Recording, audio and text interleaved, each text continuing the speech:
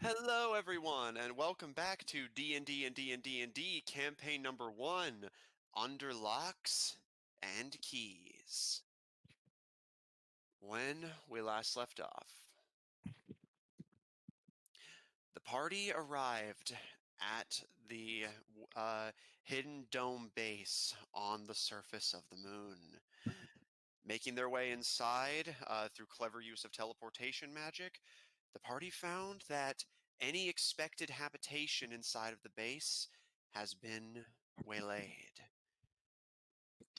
The moon base and all of those dwelling inside of it have fallen prey to a mysterious infection that has zombified all those inside. Theories abound as to what could have instigated it. Necromancy gone wrong, a traditional virus that spread out of control, or perhaps something as of yet undiscovered. But the results stand the same. Walking corpses that at the slightest sound will become aggressive and attempt to devour, and depending on their origin, turn any they feast upon. The party's only voice of guidance through this foreign land is a mysterious voice communicating in deep speech to Alfred. The voice claims to be a near omnipotent thinker who has been studying the party for years, following their every move, but has developed an obsession with the paladin. And in exchange for answers from the paladin on what exactly he did to cause a seeming array of errors and glitches in the thinker, has agreed to lead you to himself and offer you protection and information in turn. However, you know that where you're going is likely not any safer than a city of the dead.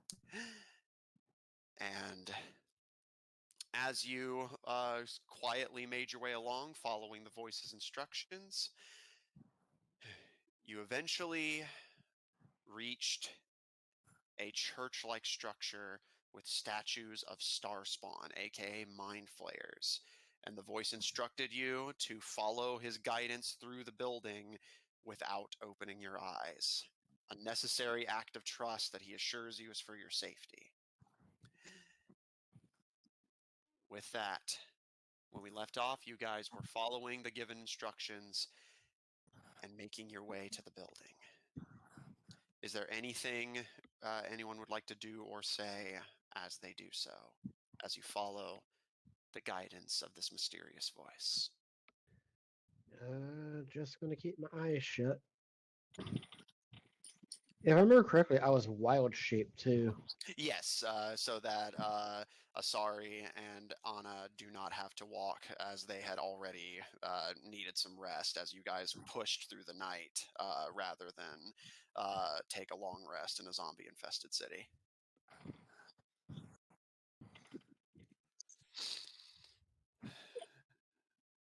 If there's no changes, all of you tied each other together to avoid anyone wandering off. So, Alfred, being the primary listener to the voice, you follow his guidance as he begins to slowly escort you through whatever it is you're traversing through that he warns you that you were never meant to behold. A step forward. There are stairs in front of you. Ascend slowly and carefully. There are doors. They are open. Keep walking. Bit by bit, he leads you through whatever it is you are being blindly led through. He gives no elaboration on what it is you're passing through, or what it is that you're covered, or in some of your cases, blindfolded eyes are being shielded from. Asari and Anna asleep on Greylog's back. Boys, you're awake, but nervous. Greylog, you can feel the paved roads of the base give way to cold, almost metallic feeling as you make it past the staircase. and every step is echoed around you in this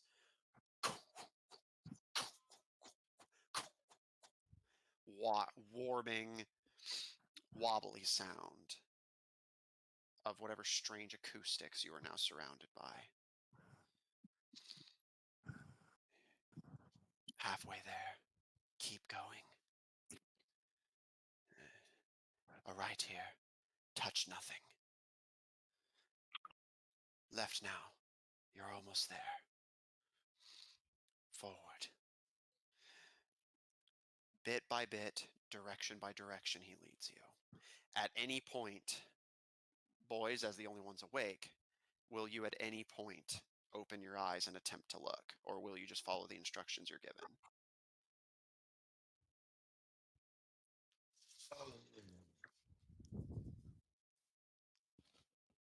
I'm so tempted.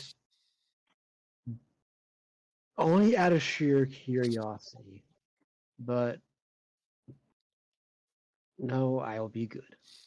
Okay.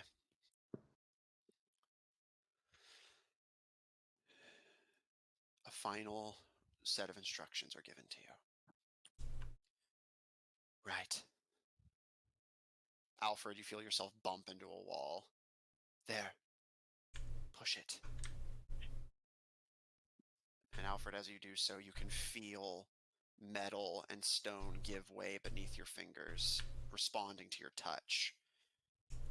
The passage is opened. Forward now. You're led further and further, until finally, Greylog, you can feel the metal give way. And it is safe now. You may open your eyes. I will open my eyes. What do Is we there a see? mind flayer standing in front of me? Yes. No, I'm kidding. Looking before you, Alfred, you actually kind of recognize where you are, at least vaguely. You see that you are now on an elevated sort of structure, a broad staircase leading down with two Mind Flayer statues at the base of it. Oh, so there is a mind flayer in front of us. Yeah, just technically statues. But the reason I say you recognize this, Alfred, is because you can tell by a river that flows under the staircase, forming a sort of canal, as well as a few others further and further ahead that you can see from your elevated position. You are in that largest dome you were able to see from above, where it appears some water source here is providing all of the hydration to the once living people of this place. Once, but no more. Yeah. You can see that the buildings here are much larger than the ones that were in the previous dome. These buildings are larger, built with more purpose. You can see more distinctive structures than just the small areas intended for pure utilitarian habitation. You can see before you an array of things. You can see what appears to be a large hall. You can see a field of ice surrounded by seats, likely a sport of some kind was meant to be played here. You can see temples and monasteries on the farthest end of the dome. A large square, not filled with the usual stores you would expect, though, filled with large kind of white boards that have writing on them that is way too far away for you to read, but you can see it. You can see that central garden I mentioned that appears to be providing the bulk of the hydration, with several buildings visible within it. And as you look around, the voice rings out again. Welcome to the Central District. I am nearby. You are not far from me. It will likely exhaust your bodies, but I need answers. However, if you wish to rest, I can guide you to a safe place, although I cannot promise comfort.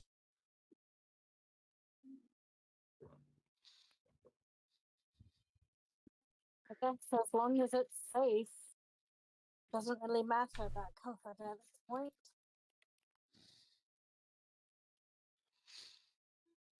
Alfred, Greylug. Let me see. Do I have any more wild shapes left?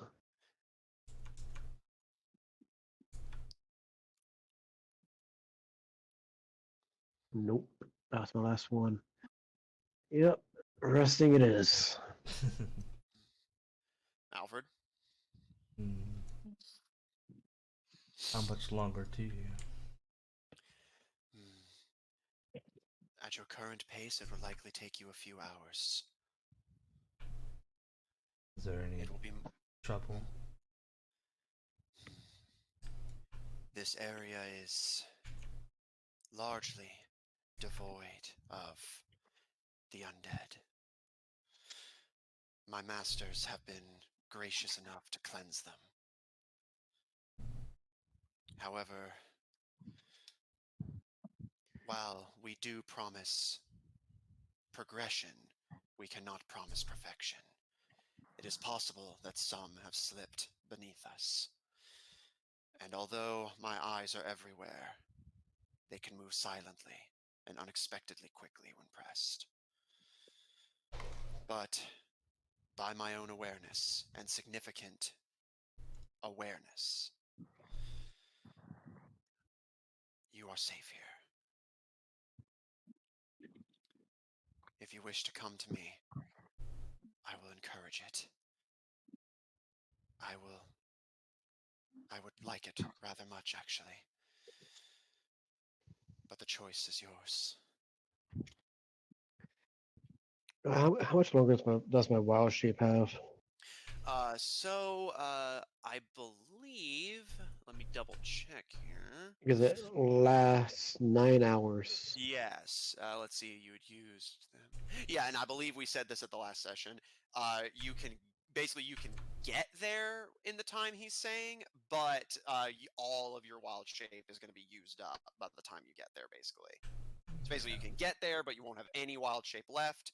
And of course, you will take a point of exhaustion, or you can find a place to rest, but that means you will obviously take longer, and of course, risk potentially being caught out if there is anything this person's masters missed in their attempt to cleanse this district of the zombies.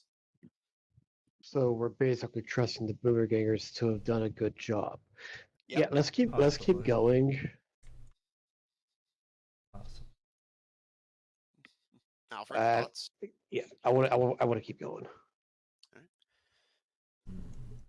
Very well. Alfred, I will guide you if you wish to keep moving. But when you arrive, there will be no chance for rest. My masters are expecting you, but their greeting will not likely be friendly.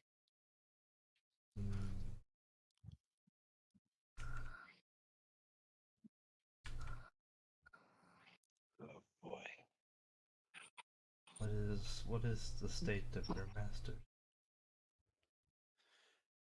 I'm afraid that information is classified. I cannot share information about my master's plans without permission. I'm not asking about their plans, more asking about their well-being. Their well-being is in hand. All medical emergencies have been tended to. And we are closer than ever to achieving our goals. Very, very close. Mental and emotional well-being is satisfactory by my metric.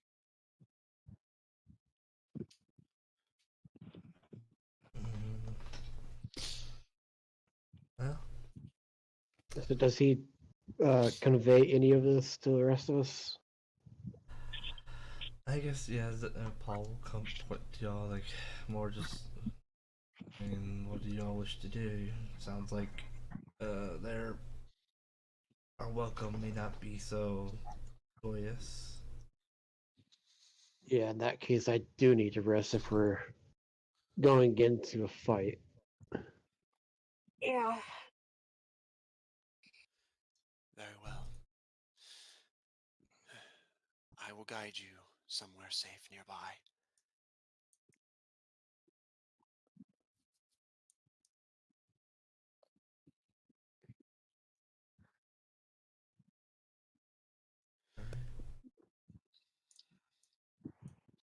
Does anyone have anything they wish to do during this trip? Nope, not for me. Yeah, you're Just sleeping. keep an eye out while waiting Bea to get some rest. Okay. Alfred?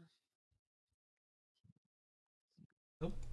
Just follow the voice. Trust it. Okay.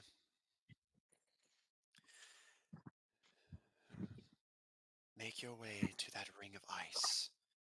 As I said, it will be uncomfortable, but the space is open. You will likely see any threat coming. It is well lit and illuminated, furthering this advantage, and in the event that my masters were imperfect in their attempt to purge the district, the terrain will prove disadvantageous to the undead in their pursuit of you. I will keep watch over you.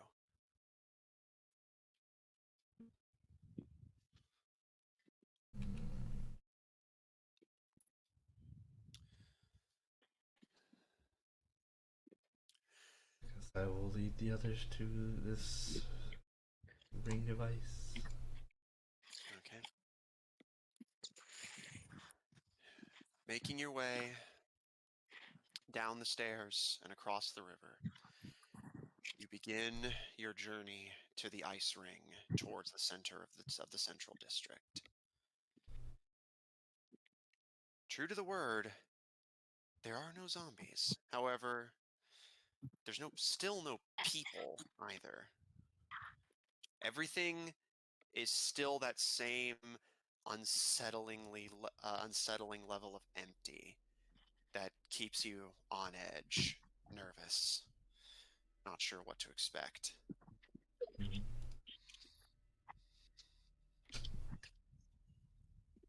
I'm gonna probably about twice. I'm gonna cast Divine Sense kind of along the way. Okay.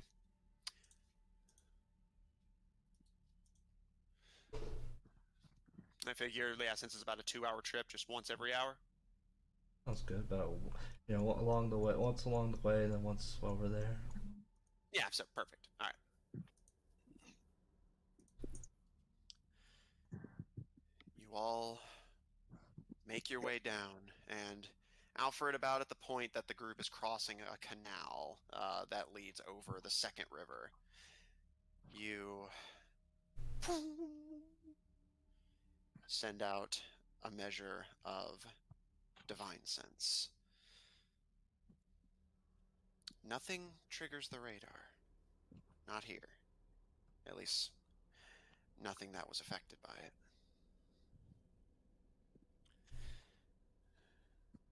You make your way further. A little more, bit by bit, until eventually you see you are closer to the ice ring. And now that you're seeing it closer, you can see that, well, you don't see anything alive. You do still see quite a sight.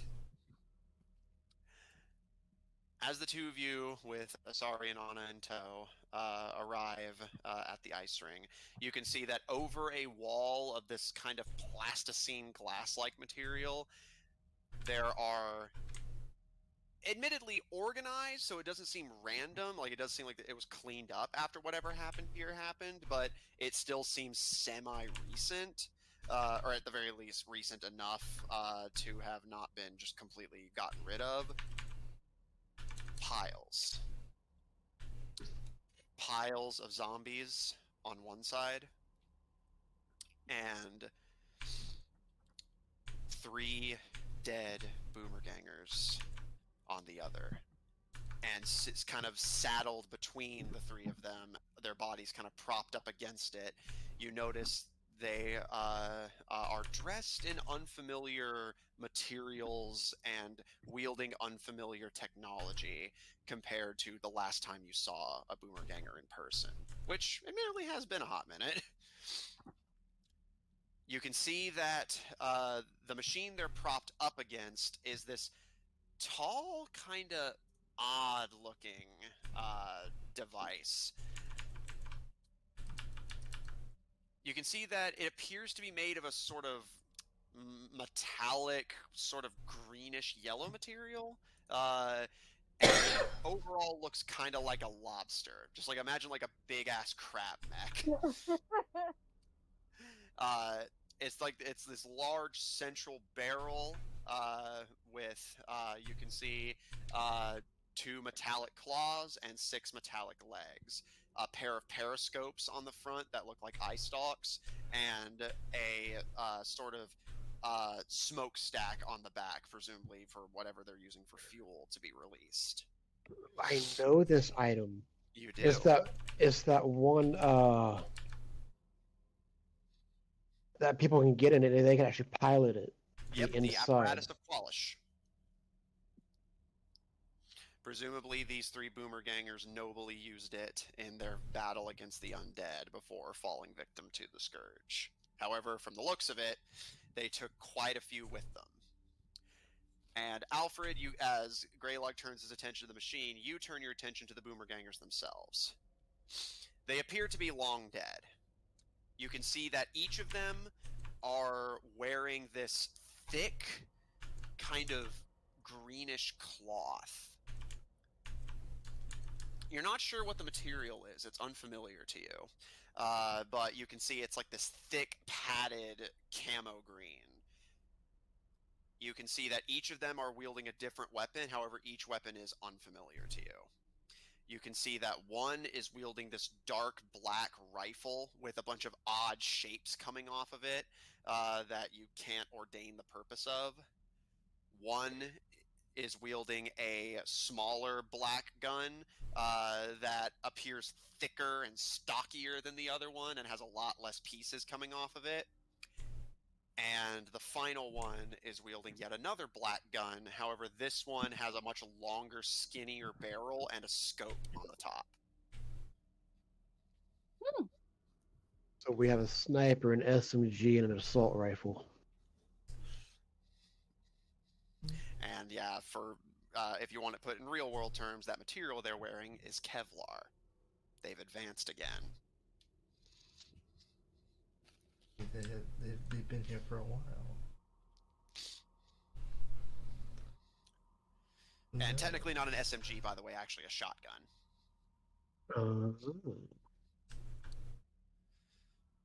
Do they have any ammo and stuff left on them?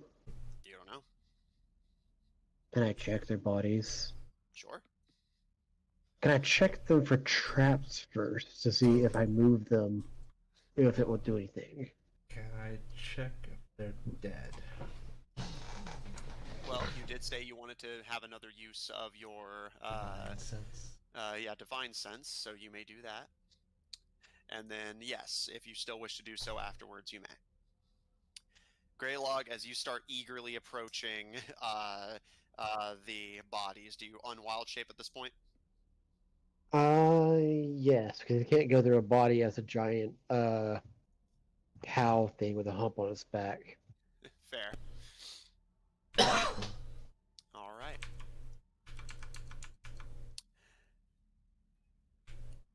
In that case, sorry. That's when everything springs to life. Sorry, you and Anna are deposited onto the ring. At this point, you've gotten enough sleep to where you could start doing stuff without suffering exhaustion. However, if you want to complete a complete long rest, you will still need to at least rest in place for a couple hours. I'll just rest. All right. As Greylog sets the two of you down and all of you untie yourselves from each other, Greylog, you unwild shape and begin to eagerly approach the bodies. As Alfred, you sending out another boom, boom, boom, boom, divine radar.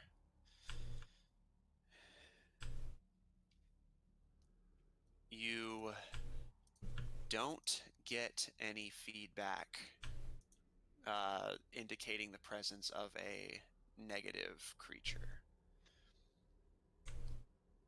Everything here, at least within the limits of divine sense, appears on the up and up.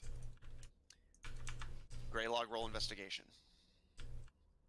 Because I know you said you want to check for traps first.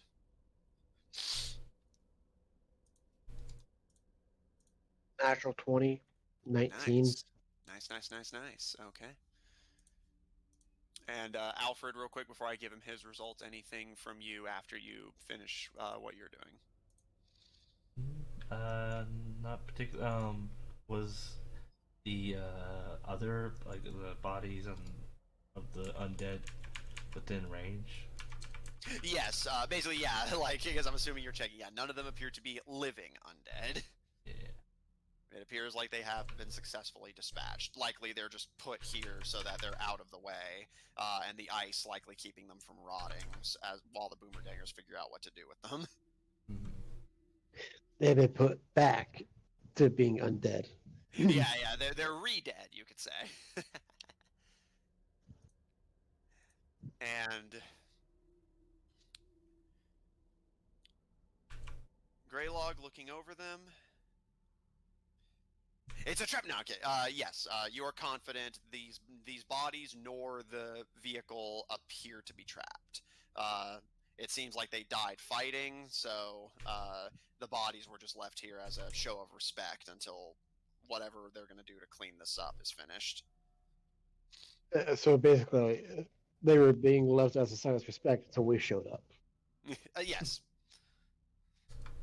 Okay, I'm going to grab all 3 weapons, look for anything other weapons on them, and I want to look and see if I have any ammo left. Roll investigation.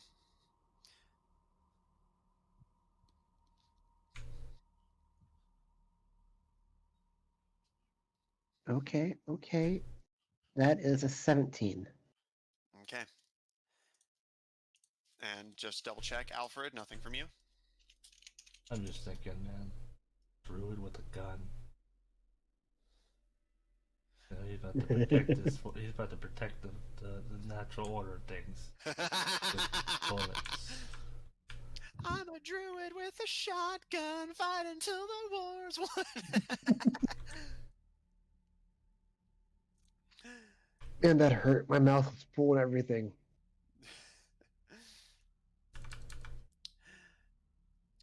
You grab all 3 of the firearms and begin to check them for any other useful equipment. Just a second. Pulling up everything I need, sorry.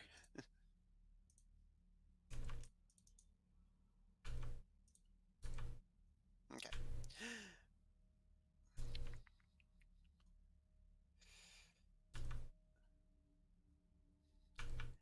As you look over the bodies, you can see that each one, aside from their respective weapon, is carrying a knife, which appears to be about the same level of quality you would expect of a dagger found on Terra.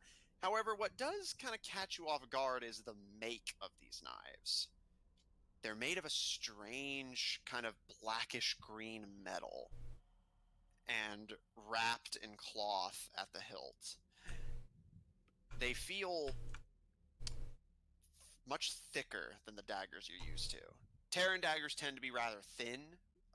These ones are jagged, serrated along the blade, and are heavy in your hand. These are made out of steel, aren't they? Mm-hmm. Basically, these guys are tricked out like a modern soldier is tricked out. And you, of course, you can grab each of their weapons, and each of them appears to have essentially a semi-used amount of ammunition to go around. The one with the assault rifle has whatever's loaded into the gun right now and 2 additional clips that were not used before his death. The shotgun appears to be a lot more well-loved, only 3 shells in total to spare. Okay. And the sniper rifle appears to only have a bullet in the chamber, but none to spare. Okay, he will take the shotgun, and he'll take the assault rifle with the Okay. 2 extra clips. Okay. Make a note on the ammunitions, and I believe these should already be items on D&D Beyond, so you should have no trouble adding them. Add an automatic rifle and a shotgun to your inventory. You also find that, yes, they have bulletproof vests as their armor, which you can take if you wish. Yes, I do want to take at least one, since we're going up against people with guns. Okay. Alfred, as Asari and Anna just tuck in for more sleep, Greylog takes the shotgun, the assault rifle, any ammo he can spare for those weapons, and a bulletproof vest. There are 2 additional vests if you wish to grab one as well. Mm-hmm. Greylog, for your reference, the bulletproof vest is a homebrew item, but functionally, all you need to know about it is that it basically functions as a slightly weaker leather armor against melee attacks, but gets a significant bonus against ranged attacks. A +5 bonus compared to its normal AC, if you're curious. It might be the shield of arrow catcher.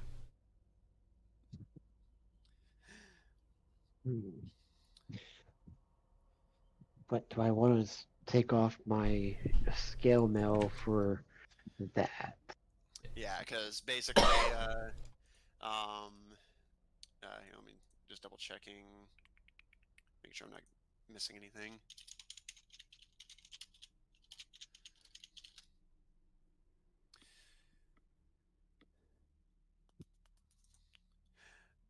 But in the meantime, while I'm double checking this, just making sure I have everything right, which I believe so, I'm just double checking. Alfred, anything before you settle down for a long rest? I don't think if I want to take a long, but I probably should. Well, it's up to you. Let's see. What's the point of exhaustion? What's a point of exhaustion among friends? Ability check. I don't need ability checks.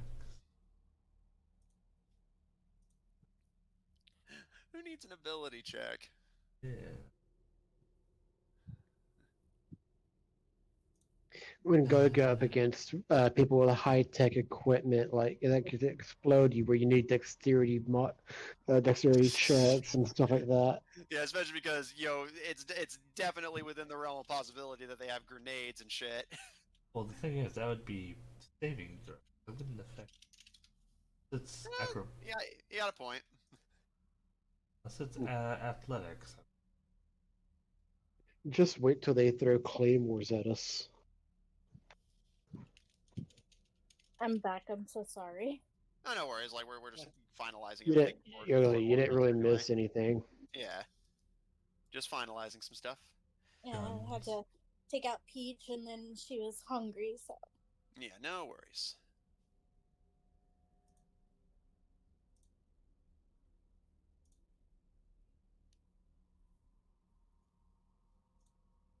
But the voice said that they'll keep an eye.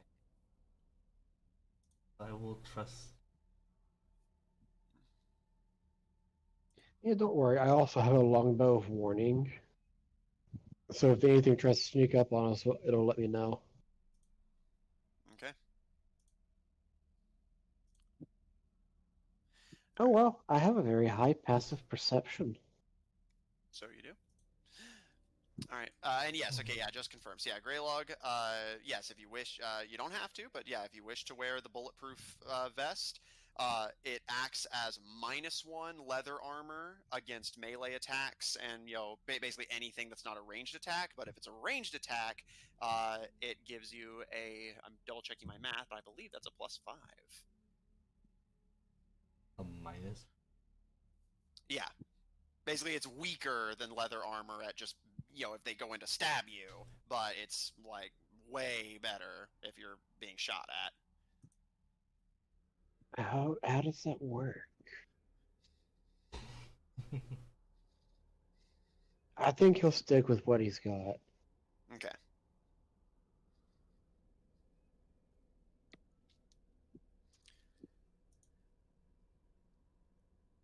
He might regret it, but oh well.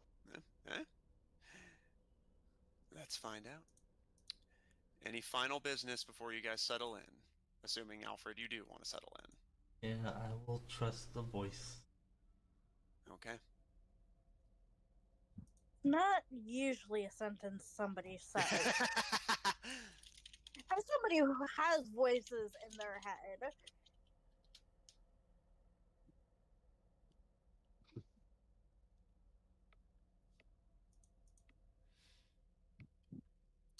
In that case, you all settle in for a long rest.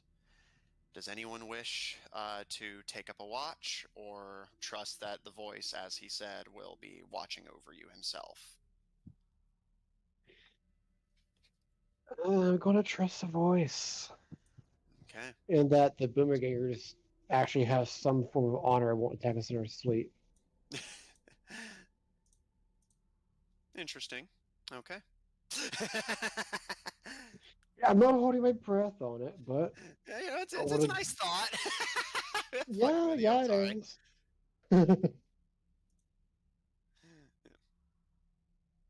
All right. He does have a secret weapon that is going to be like a last ditch effort if it comes down to it. Okay.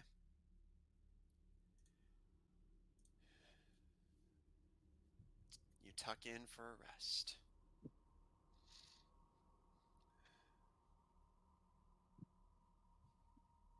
Alfred, you're able to just make out as your attention slowly drifts and you fade into unconsciousness. Good night, Divine Five.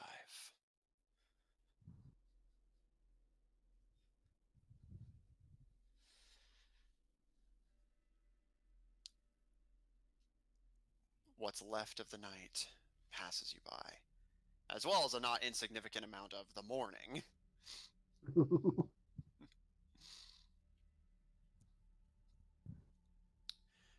But eventually, you all begin to awaken. Shockingly, you were not disturbed. All of you are rested and recovered, and nothing around you appears to have changed. Everything is how you left it. Good to know. Good to know.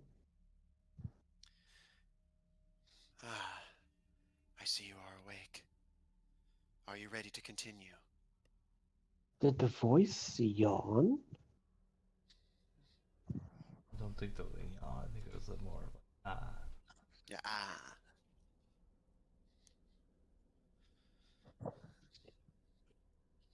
I was just getting curious. I'm like, man, that's really Oh, high yeah. tech. I appreciate the curiosity.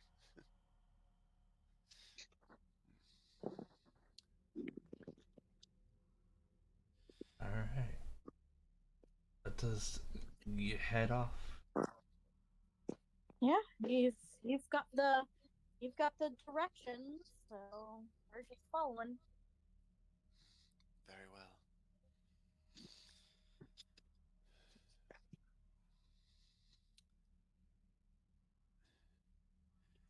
From here, you are close to me.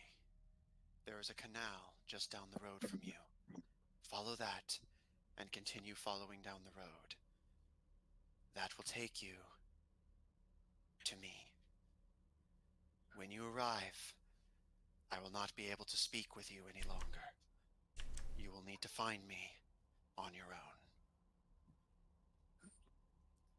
When you do, I will answer any question that I am allowed to answer by my masters. And in exchange, Alfred, you will give me the information I seek. You will explain to me what you have been doing to my mind.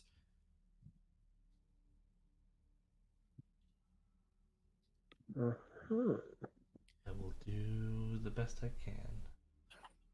I am aware. Follow my directions, and I will see you shortly.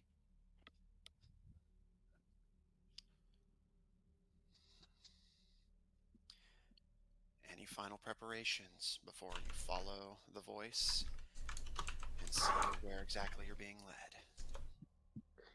Well, other than the fact that we know we're going into a fight, based off of what you said. It was a good idea.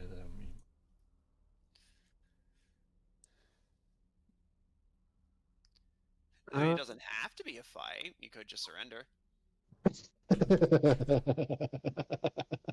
That's funny. Yeah.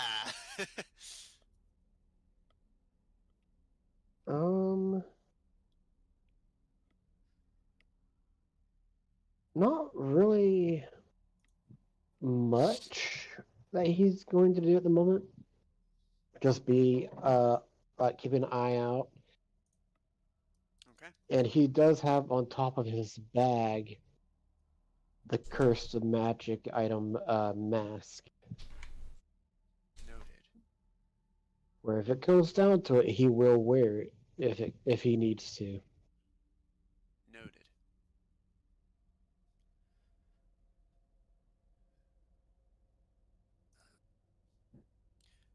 Freshly rested and equipped, you follow the guidance of the mysterious voice. The city appears unchanged, brightly lit, but still silent as the grave. But as silent as a grave should be when things aren't crawling out of it. For now. For now.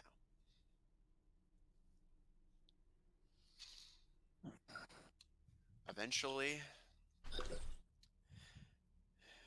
you reach what you presume to be the location you were being led to. It's isolated. All of the large buildings around it abruptly stopping to give the structure clear space in which to operate. You can see before you a large structure. Dome-like, much like the larger one you're currently inside. This one, however, is smaller. More of a small garden than a larger city. And you can see there is a kind of vault hatch that leads inside. And the dome itself connects to a much larger structure that is made completely out of that same greenish black metal that that Greylog you saw the knife was made out of. The building appears to be about 3 stories with several tunnels connecting different parts of it together. But this little garden appears to be the closest they have to a front door. You can see that the same plants you saw growing outside. You see a small pond along with the kind of bluish-green grass growing inside. However, rather than the trees you saw, instead you see massive mushrooms are being grown. And you can see No. through the door, only about 15 feet through, is a doorway leading presumably further inside. At the Sorry, I moment, forgot I wasn't muted. I'm so sorry about that. no worries. You do not appear to have been immediately noticed. Nothing is happening yet. What do you wish to do? I guess we could try to stealth. Let me see if I have any magic that can help us with that. Because trust me, I heard your little snicker about trying to stealth. Yeah, I do have pass without a trace to make it a little bit easier on us. So I will cast that while we try to get inside. Okay. Alfred, anything from you? Nope. Sorry?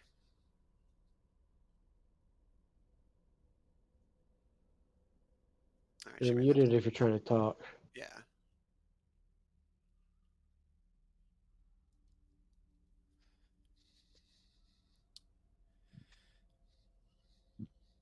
Okay. Those of you who are here, roll stealth. You may add the +10 from Pass Without a Trace.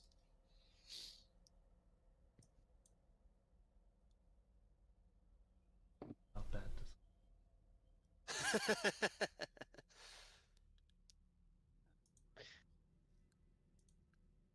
And I got a 24. Okay. No. 26. I got a +2. Ah, dang it. And you were just about to be spotted, too. Oh, sure. Don't worry, I got a 4, so I guess 14. Okay, noted. So we are spotted still.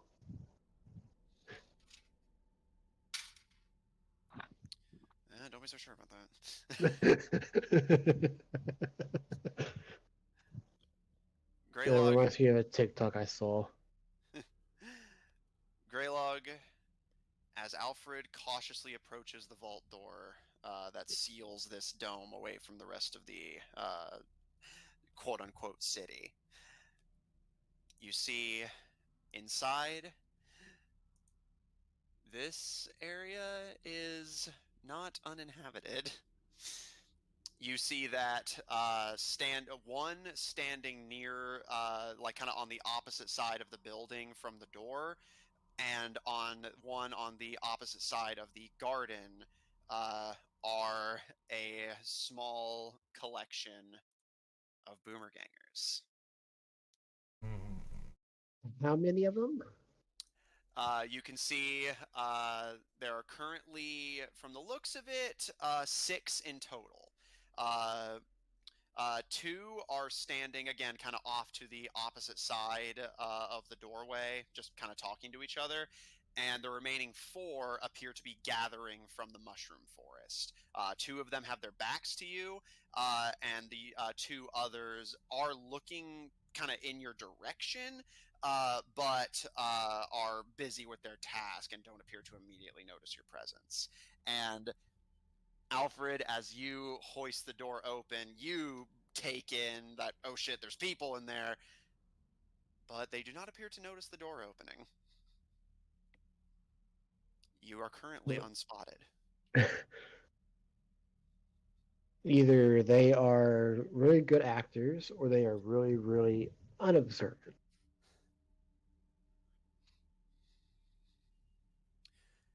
Alfred Greylog, the door leading into the garden is open. You may enter if you wish, but you know there's definitely Boomerganger presence here. We suspected that already. He'll go in and try to sleek his way around, not be seen. All right. Alfred?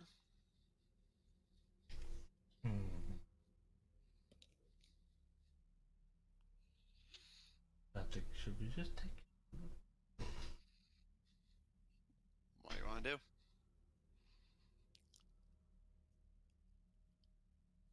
Let's see, what do I have here that I could just obliterate? Well, It's that's so what weird we're hearing aiming Alfred say for. obliterate someone. I don't know. Like usually, he's the one that's like, we should let as many live as possible. Sounds Like, are boring. all 6 groups up in one spot? 4 of them are near the Forest of Mushrooms. 2 of them are on the opposite side. I actually have a map for this, so I'll just shift you guys to that on Roll20. I might need a link for that one. Alfred, would you be able to stream it without disruption to the stream, or? Yeah. All right, so yeah, Alfred will just stream it.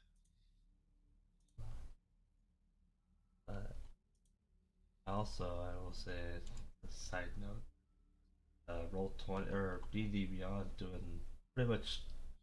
Seems like they're integrating Roll20 into D&D Beyond. Oh, You can do like maps now and like tokens and all that. good to know. Yeah, so. All right, I'm back. Hello. The party is just entering the dungeon. There are 6 boomer gangers in the room ahead of you. They do not appear to have noticed you yet. Greylog has cast Pass Without Trace to attempt to stealth, although Alfred is considering just instigating and clearing out any boomer ganger you pass by. Honestly, I was actually thinking the same thing. It's up to you guys. Okay, murder it is. I didn't say murder, just clear. I mean, we can knock them out. Peaceful knock them out. You can do that. Yeah, I know. That is exactly the sort of resignation I would expect.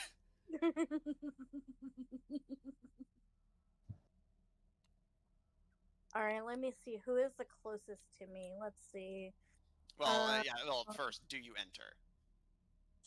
Sure. Yeah, nobody's actually gone inside yet. They're just immediately I'll go considering in. your options. I'll do it. Yeah, we went in, remember? Well, you said you were going to start slinking, but I was trying to get everyone's options done first. Alfred, do you go in as well? Yeah. All right. So you have not immediately been noticed. You appear to have the element of surprise. So consider your options. Okay, I'm going to go for the 2 that are on the left-hand side of the grayish stones. Okay. These? Yes, those guys. Noted. So you'll be heading towards them. But first, as you enter, you find yourself on a carpet of lush blue-green grass. These multi-headed toadstools as large as trees tower above these unfamiliar lunar shrubs and flowers, and a pond near where you're going, Greylog, spreads out in the mist. Wide, glassy windows of the dome line the walls beneath a 30-foot high ceiling, providing a full view, albeit tinted by 2 layers of glass, of the environment outside. With that said, you can see that up on top of the building you're currently going around, Greylog, is a balcony about 20 foot high, overlooking everything. And of course, the pond and the mushroom forest. And as mentioned, 6 boomer gangers in total, 2 specifically that you're heading towards. I will mention that the 2 you're heading towards are wearing the same kind of greenish Kevlar that that the ones you saw out in the ice rink were wearing, but the ones out in the mushroom forest are wearing this large, thicker version that's got a helmet with a visor on it, and it's super thick looking, and you can see these guys are wielding shotguns. So shotgun is the Boomerganger favorite because you don't have to really aim; you just fire. Even a monkey could shoot it. Greylog, we'll start with you so that the others have time to finalize what they're going to do. You're sneaking towards these guys, as mentioned, and frankly, with their perception check, you have the element of surprise. What do you wish to do? Burning Hands, 5th level. Okay. I need them both to make a dexterity saving throw. Okay. You'll have to move about there, but easily done. You sneak. Yep, you can do that and still be stealthed. You cast Burning Hands. All right. Alfred, what are you doing?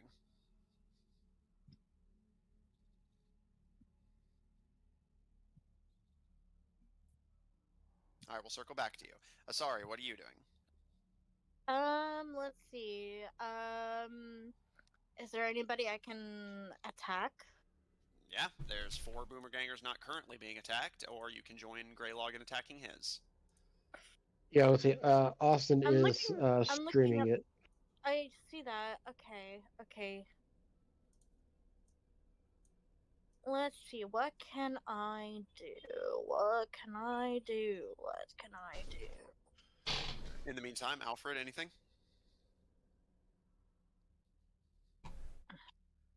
I immediately wanted to be all like, but what if I just say screw?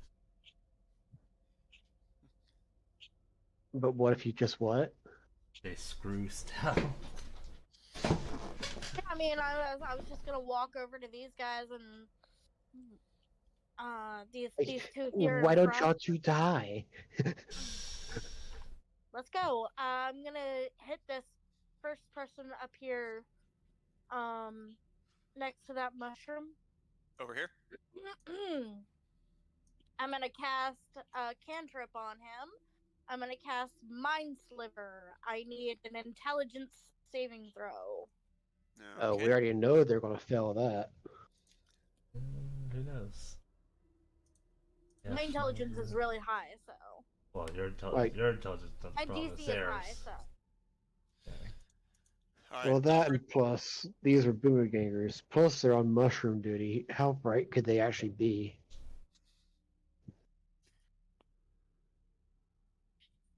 I'm just gonna watch as what happens. See what happens. Okay. All right, so that's 2 dex saves and an intelligence save. I'll say you will be the intelligence save, and where's my other one of those? No, I kept those dice around here somewhere. There you are. And you two will be the dex saves. All right, on the dex save, 1 succeeds, 1 fails. On the int save, he fails. Well, they got over an 18? Yeah. Dang. A 22, if you're curious. Interesting. Okay. I think they still take half damage. No, it's a cantrip. No, I meant for mine. Oh. Yeah.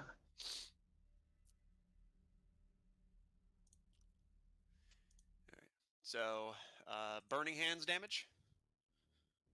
I'm rolling that now. All right. Asari, yours failed damage.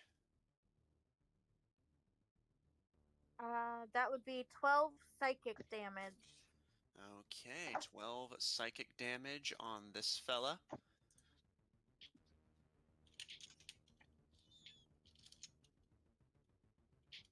So that is 33 fire damage on the one that succeeded, and Okay. 16 on the one that saved. Okay. Okay. Greylog, Alfred, you watch as Greylog and Asari slip into the dome and go to work. Gotta go Greylog, to work. you slink through the bluish-green grass, and the soldier that's facing towards the wall of the dome has just enough time to register your presence and shield himself before you send out a ray of fire that overtakes both of them, and they erupt in screams as they both burn to death. Nice. Asari, your opponent covers his head with a groan as the psychic energy courses through him. And between the screaming from the other two and the groans from that one, the men in the forest all look up, and at that point, we'll register that there are intruders. And Hi. I will reveal that their title for this is Juggernauts. The Juggernauts will, or at least one of them, will grit his teeth and flick his wrists, and you can see the metallic shape in his hand was not, in fact, a shotgun. The metal curls around his fist to form these like brass knuckles and clings to the wrists of his thick Kevlar armor, and he clanks the gauntlets together with an aggressive movement and calls up, seemingly to no one, towards the ceiling. Amos! We have intruders! Really? Where? Intruders detected. A familiar voice rings out. Dispatching immediately.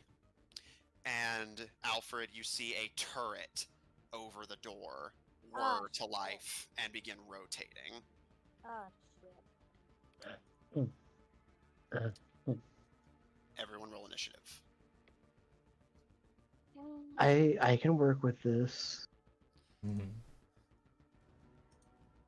Well, I guess we finally learned what his name was.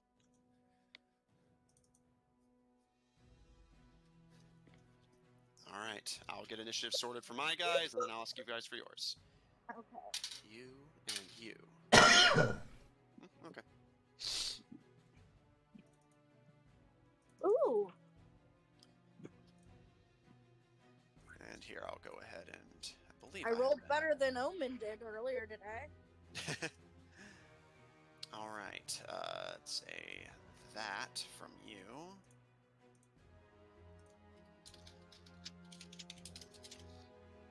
And a... Oh, wait, I already rolled. What am I doing? And a... that from you. Okay. Alright, 25 to 20? 21. Alright. Sorry. 20 to 15? 17. Alfred, what'd you get? 5. Okay. Oh. Turn order is going to be Asari, Greylog, the Juggernauts, Amos, and Alfred. The battle begins. 4 Boomerganger Juggernauts stand ready to defend the base. You have taken out the Boomerganger militia, but the Juggernauts themselves stand, and with your stealth being compromised, Amos is now forced to fight against you. Asari, you're up. Greylog on deck. Okay. So the guy... So he did fail my intelligence saving Yes. throw?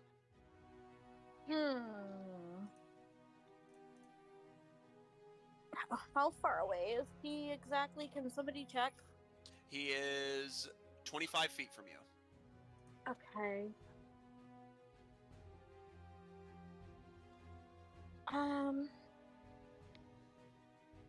We're all just kind of in a little grassy patch, right? With all those mushrooms. Yes. I would like to cast Fireball on the mushroom. Okay. Actually, I'm gonna cast it on the guy closest to the mushroom and try to set fire to the mushrooms. Okay. I'm gonna do it at... Oh wait, I didn't do my long rest. Hang on. There we go. There's my spell slots.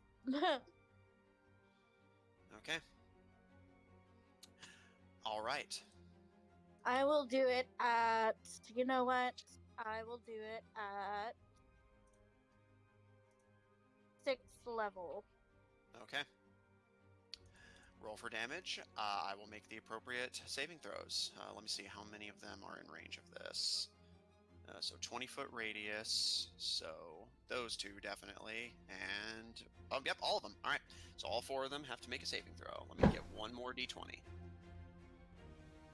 Yeah, red for Boomergangers. Yeah. Alright, 2 up top, 2 on bottom. Okay, and they both get that. Okay. Okay. The DC is 18, by the way. Noted. Oh, actually. Oh, yeah, this is also in range to hit Amos's turret, so I will roll for that as well. Hell yeah! Alright.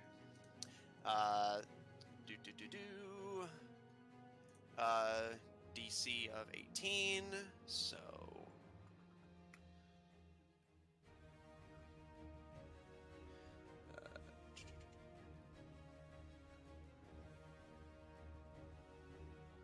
Okay.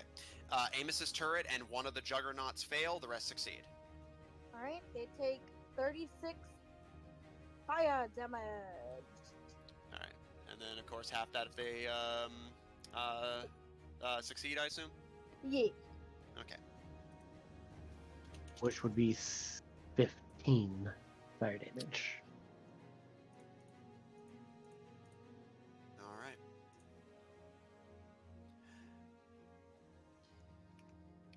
Okay.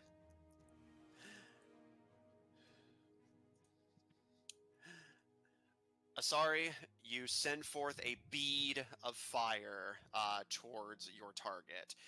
And he's still reeling from the mine sliver and has no time to react as it impacts against his armor before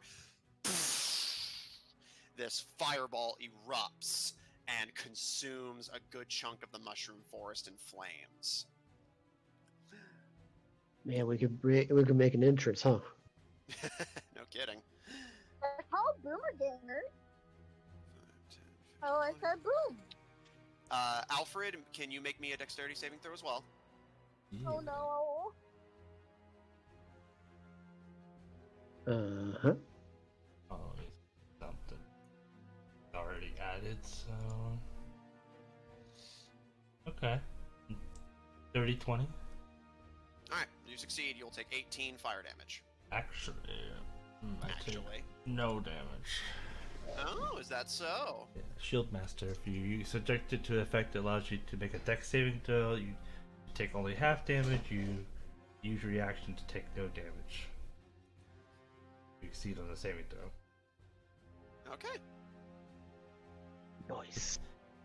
Putting the shield All between me and the explosion. Absolutely, okay.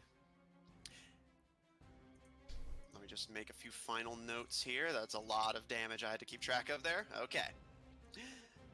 Sorry, as the smoke clears, you see Alfred has his shield to bear and is still standing strong despite being consumed in the blast.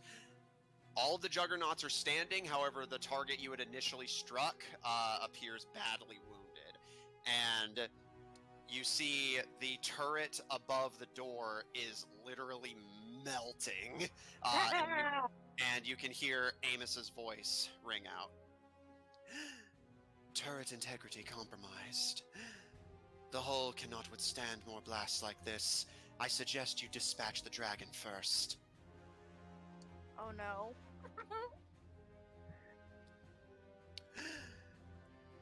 As the mushroom forest is wreathed in flames. Sorry, anything else from you? Yes. Man, I could have expended a sorcery point to save Paul, but I forgot. Yeah, fine. Great.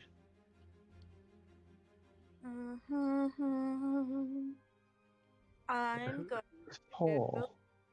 I'm going to, as a bonus action, I'm going to expand my wings and I'm going to go into the air.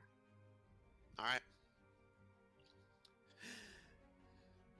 Sorry, you take to the skies, flying above the fiery destruction you created, as Alfred stands in the flames, and the juggernauts all stare in horror and confusion. Horror and confusion. Greylog, you're up. Alfred on deck after the monsters. So you said they're all still standing and the turret's still active. No, the turret's fucked. Okay, the turret's gone. Got it. So it's just 4 juggernauts. Well, it's not the dragon they should be worried about. I am going to cast Firestorm and make sure it hits all 4 juggernauts. Okay. I will need them all to make a dexterity saving throw. What are you casting again? Firestorm. Firestorm.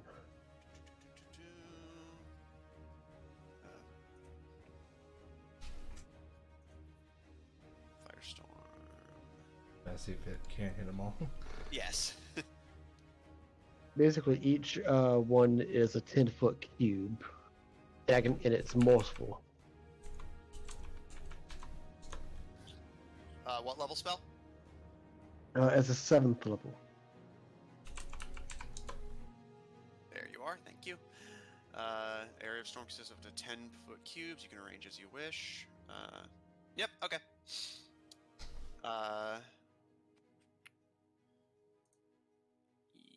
Yes. Yeah. Okay. That should work. All right.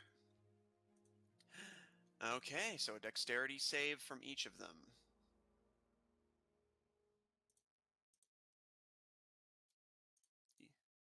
Sorry, keeping track of a lot of character sheets here. Go ahead and roll the damage. I will make their dexterity rolls. Okay.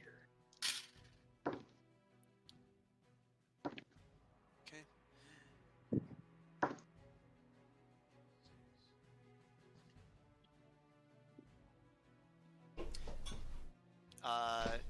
Two fail, two succeed.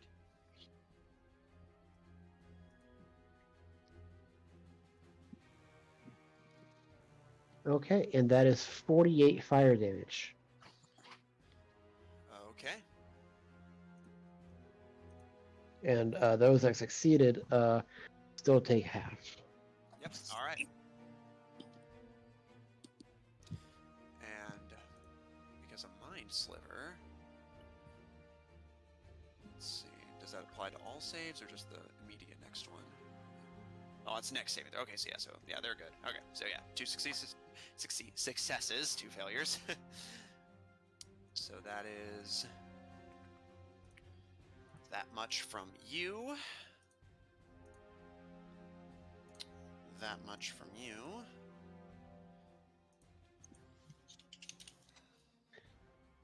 How are they looking?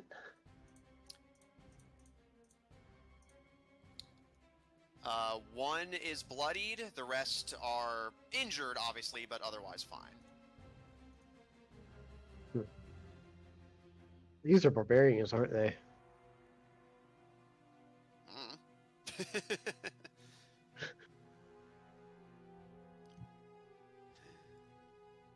All right. There's a lot of people who have. There's a lot of other classes that have higher. I think. Paladin, clerics. Any Greylog, anything else on your turn? Let me think. That was my action.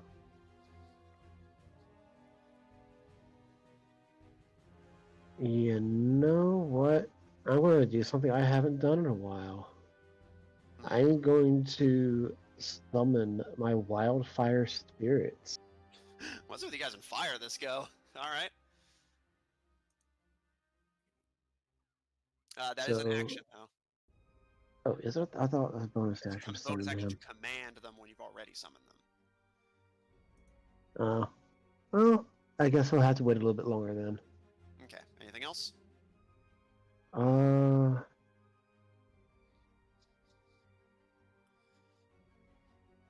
Bonus actions.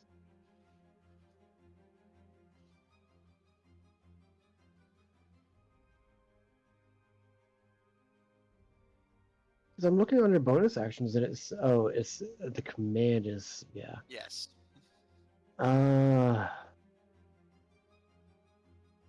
Just in case they get close, I will cast Flame Blade. Okay. All right. You cast Flame Blade and await the approach of the Boomerganger Juggernauts as it is now their turn. Alfred, you're on deck.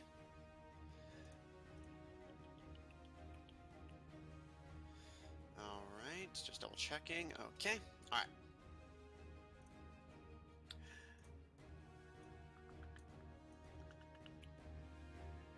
Well, yeah, they'd have to. Yeah, difficult terrain. Yeah, funny how it being fire makes it difficult terrain. Actually, it's not even Mushroom. that. It's actually more the mushrooms. Yeah, the mushroom probably. Oh, I like the idea of it just being the fire.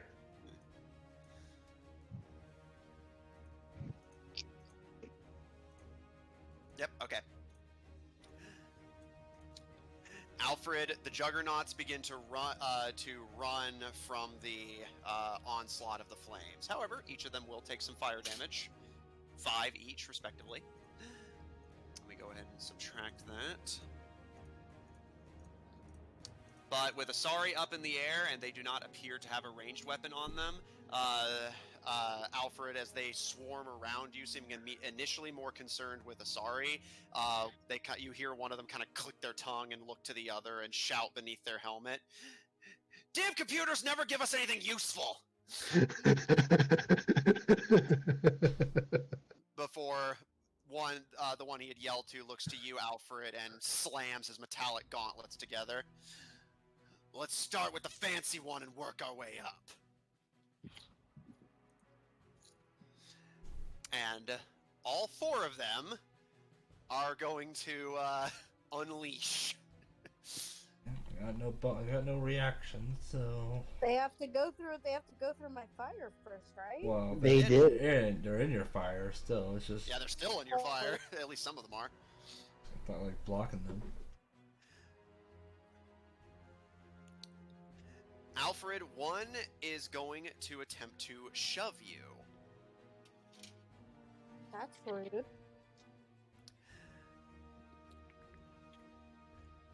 I just picture this like haughty child, like, "Hey, what you gonna do?"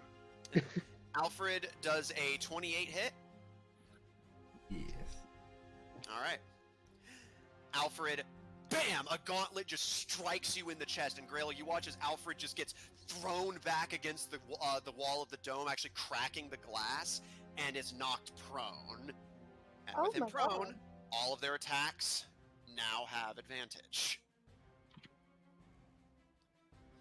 Alfred, you also take, from being knocked into the wall, 3 bludgeoning damage.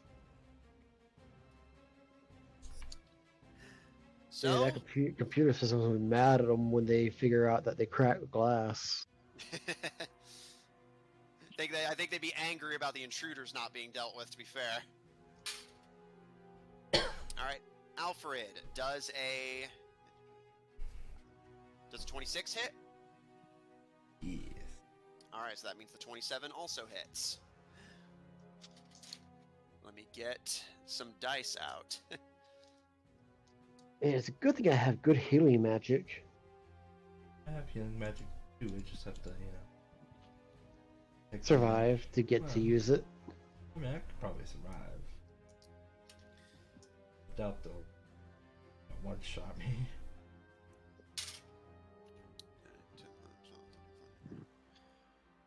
Alright, from the first round of swings, you take 24 bludgeoning damage.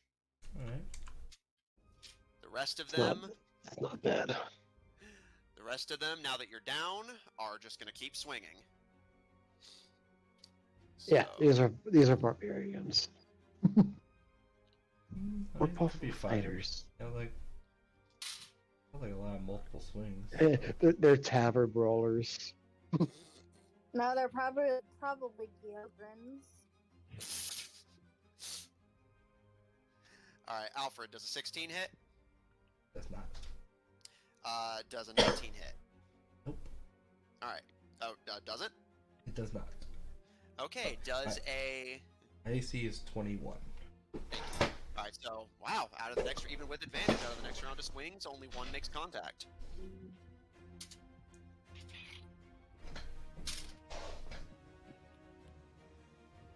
Alright. You take 20 bludgeoning damage from the second round. Round 3. Just imagine all of these, like, Call of Duty juggernauts with, like, fucking just metal brass knuckles, just one knocked Alfred to the ground, and they're just now all four beating the fuck out of him from all directions. Oh. I'm just picturing the Juggernaut from Deadpool. Whatever works. Alright, so with a 21 AC, you said? So that's a miss, but that is a hit. Yet again, only one makes contact. Alfred, you are durable, my man. Respect. Yeah. Alright, 19 bludgeoning damage from that one. Final round. Dang. Then again, these are more difficult battles. I shouldn't be surprised at how many attacks you're getting. Alright. Alright, this time all three of the final one make contact.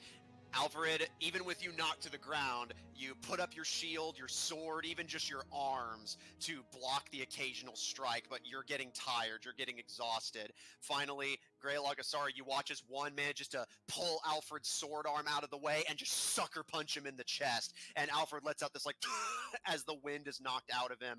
The Juggernaut that had done so grabs him by the throat, knees him in the chest, and then just BAM! Fist in the back of the head, just plunging Alfred into the burning grass. Don't worry, I'm coming. You're right there next to me. Yeah, well, technically 30 feet in the air, but yes. Oh yeah. Yeah, because they were going to go after her, but she flew, so they couldn't reach her. Alright,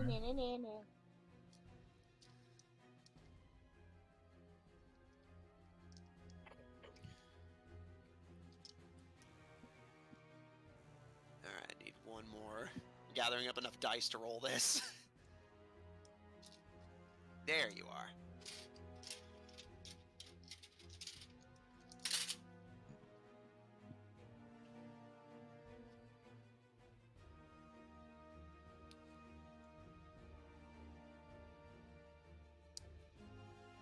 Alfred, you take 57 bludgeoning damage. Oh. From the final round where all three attacks hit you. Like I said, just bam, sucker punch to the stomach, bam, knee to the chest, and then finally, bam, punch to the back of the head that just sprawls your ass out on the dirt. Did you help that, buddy? Yeah, not so tough without your magic, are you, suit? And he kicks you in the rib. Alright. Go on, cast a spell, tough guy! I think they have age.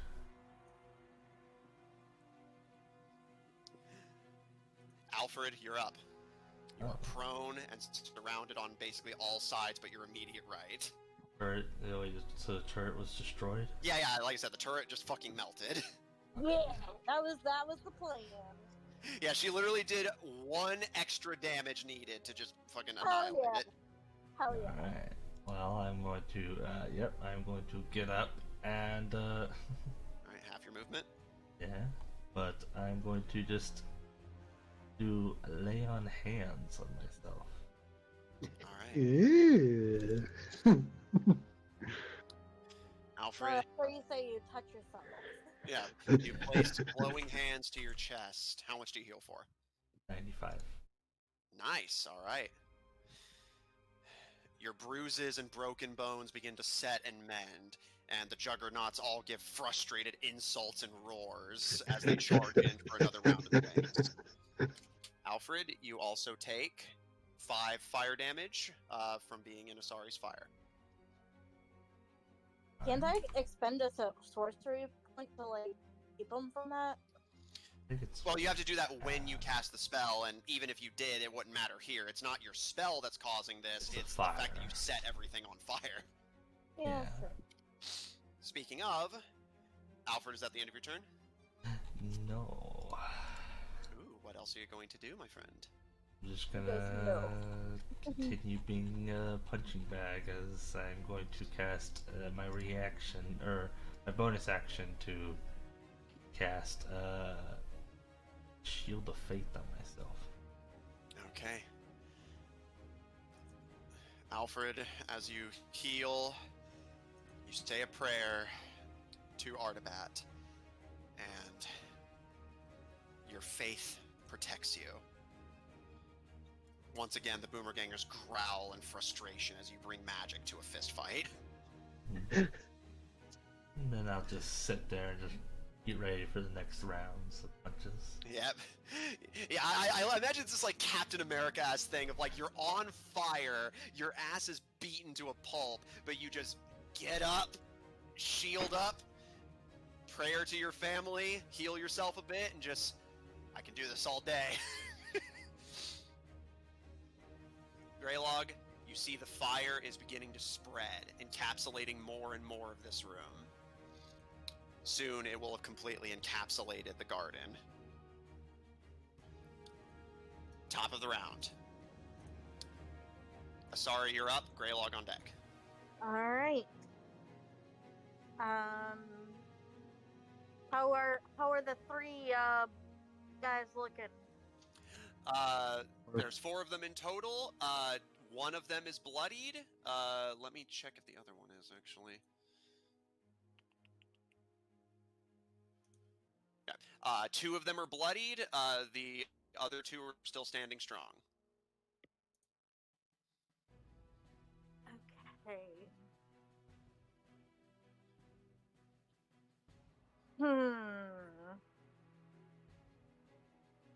Let's see, what am I going to do this time? Ooh, this could be fun. No, I'll save that one for later. I'm going to... I'm going to do something very fun. I'm going to reach into my pocket, and I'm going to grab the statuette, and I'm going to cast Draconic Transformation as a bonus. Okay. Oh, they did say watch out for the dragon. Yep. Asari, you take on the form of your draconic ancestor once more. A brilliant, fluffy white dragon. Gonna roar. So now I have blind sight within 30 feet. Let's see what else. I can see anything that isn't under total cover. I can see anything that's invisible. Yeah, blind sight. Yeah. Breath Yeah, weapon. let's see. When you have that as a bonus action for the duration, you can. Okay, so I can't do anything as an action.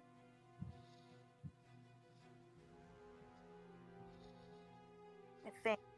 Am I reading that right? Like, the breath weapon is a bonus action, not an action?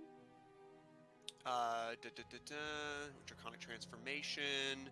Breath weapon. Bonus. When you cast this spell and as a bonus action on subsequent turns. So you can do it immediately when you cast it and then as a bonus action on your future turns. So yeah, you can use it now if you want. Alright, sweet. I'm going to expend a sorcerer's point so my big bad paladin friend doesn't get into the thick of it. Into the thick of it. Alright. And I'm gonna Dexterity saving throw from all of them. Alright. on all 4 of them. Okie dokie. Artichokey. I am an artichoke. Alright. Hey, y'all need to do dexterity saving throws, please. Okay. Technically, Fail. the Success. breath weapon.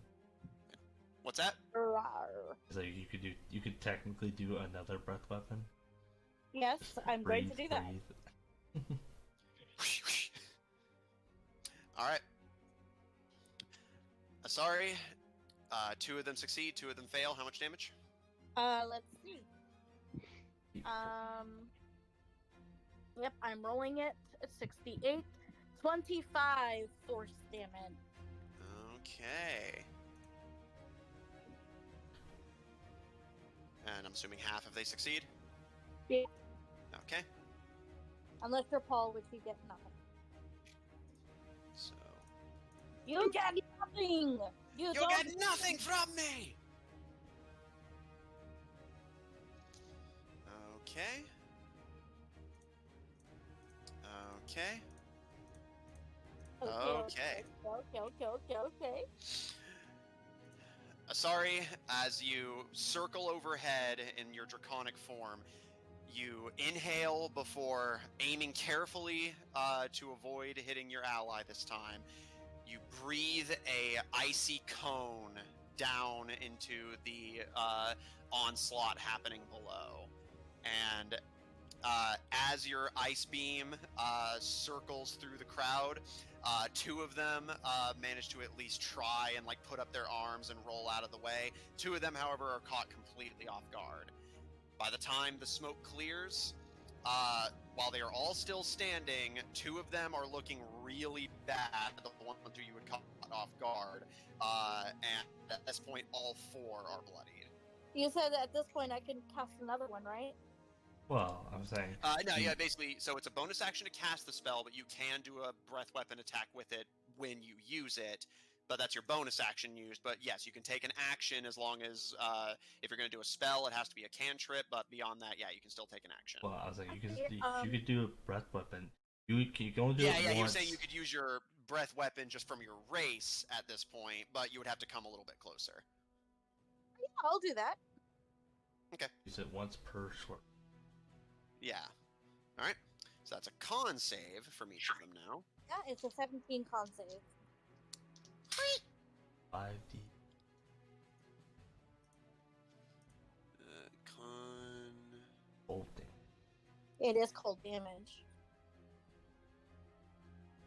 It will never bother me anyway. Two fail, two succeed. Wow, it's been really consistent for some reason. Yeah. I don't even think it's the dice. It's just like, I don't know. Anyway. That's 22 cold damage. All right, and then 11 for those who foul. All right. And that's all. That's literally all I can do. Very effective. Thank you. Thank you very much. Okay. I'm here all night. I should hope so. All right. Asari, you fly. Alfred, you watch as Asari flies down closer, and inhaling, breathes out yet another cold cone. This one is not a spell, so a subtle spell does not affect it. Alfred, make a con save. Okay. That's interesting. Well, yeah, because technically. Yeah, essentially it's a biological thing. 13. All right. That is a fail, but so does your abilities do anything about that? I don't think so. I ability.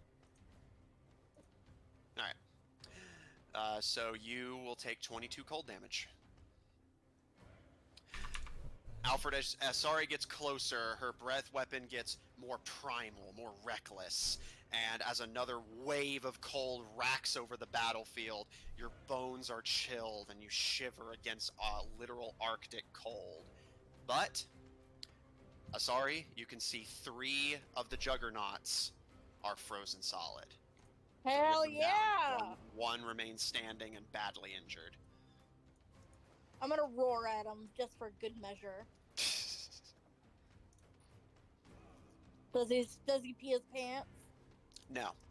In fact, legit, it's actually a thing on them mechanically that they can't be frightened. Ah, damn it. Remember, these guys are armored in a way that's supposed to go up against, like, tanks. So Oh, you're going up against the dragon, buddy. And what, Alfred? Thinking paladin then, because I know paladins are immune. Further, they don't have a class, it's just equipment. Alright. Asari, is that the end of your turn? Yeah. Alright. Greylog, you're up. Alfred has healed himself for the most part. Asari has gone dragon mode. One Boomerganger Juggernaut remains standing, but the fire is spreading rapidly and threatening to consume the entire garden. Okay, can I get to the last standing guy? With your movement speed? Correct. Let's see, 30 feet. Yes. However, you will be walking into the fire. That's okay. He will accept the fire damage. Okay.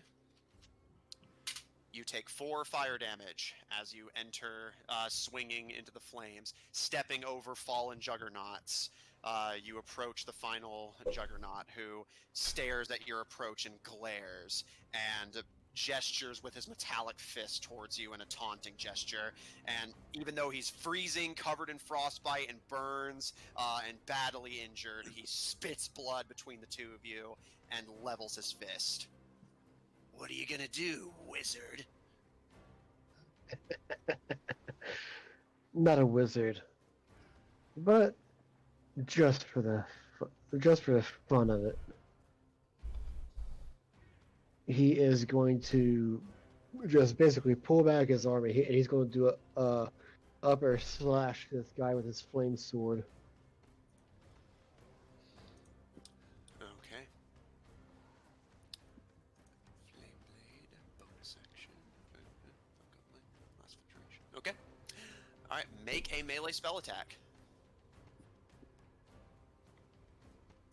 Okay, and this is a +10 to hit.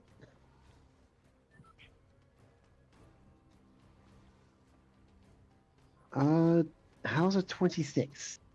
That'll hit. Roll damage. Okay. Not a good start. That was a 1. 7, 12, 17. So that is 22 fire damage. Okay. Greylog, you lunge out with your flame sword, and the Juggernaut is going to use his reaction, Hand Catch. As you lunge out with your blade managed to just nick his ribs, sending out an array of smoke and the smell of burning flesh, before he grabs your wrist and flings it backwards aggressively. Sorry. And he clasps his gauntlets together to create a cling of metal. Magic tricks don't work on us anymore. Sure they don't. That's why 5 of your friends right now are currently dead. I can't wait till the master gets his hands on you. Yeah, y'all keep saying that. Let me see. Do I have anything else I can do to him?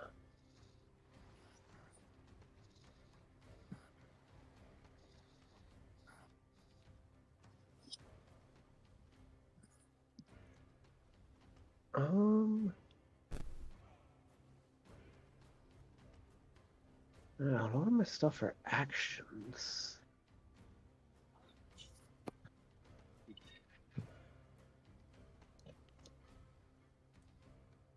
Yeah, that'll be it for now. Okay. Alfred, you're up after the monsters.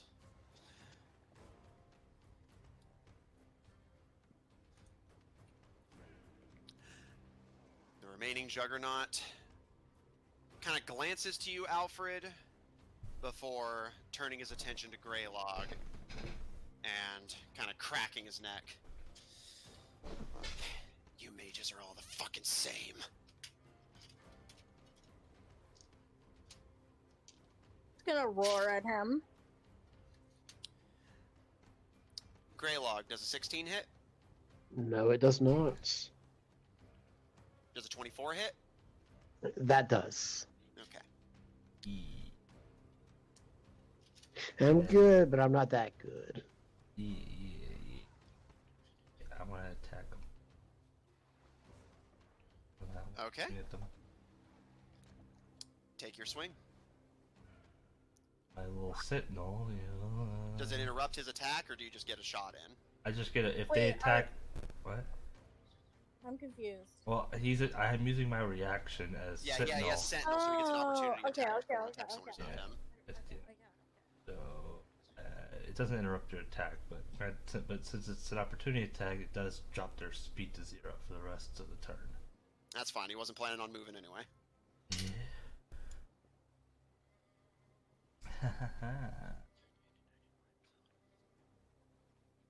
11 damage, or That's to hit. All right, that is a miss. And let me check something. All right, yeah, that's a miss. All right. Alfred, when you see the Juggernaut going after Greylog, you go to swing your blade to get his attention, but he just parries it out of the way without looking. And Greylog, he takes a swing, you duck underneath it, and he just brings his fist up for a deep metal uppercut that, Isar, you can see knocks one of Greylog's teeth out. And Greylog, as you go stumbling back, the man reels back before just cold clocking you. And you do that full, like, spin in place from the impact, dazed and in horrible pain as blood trails from your mouth. You think just because you have magic you're better than all of us? Bam! That you can just do whatever the fuck you want? Bam! Well, it's not gonna be like that forever, asshole! And then finally he goes for his final swing as the fire continues to roar around him. Alfred? And apparently you think because you have strength that you can do whatever you want. Alfred, so we're both assholes. So how much damage was that altogether? That was 25 bludgeoning damage. Yeah. And Alfred? Yeah, you're up. Oh, yeah. Let me roll for... You take 4 fire damage. Right.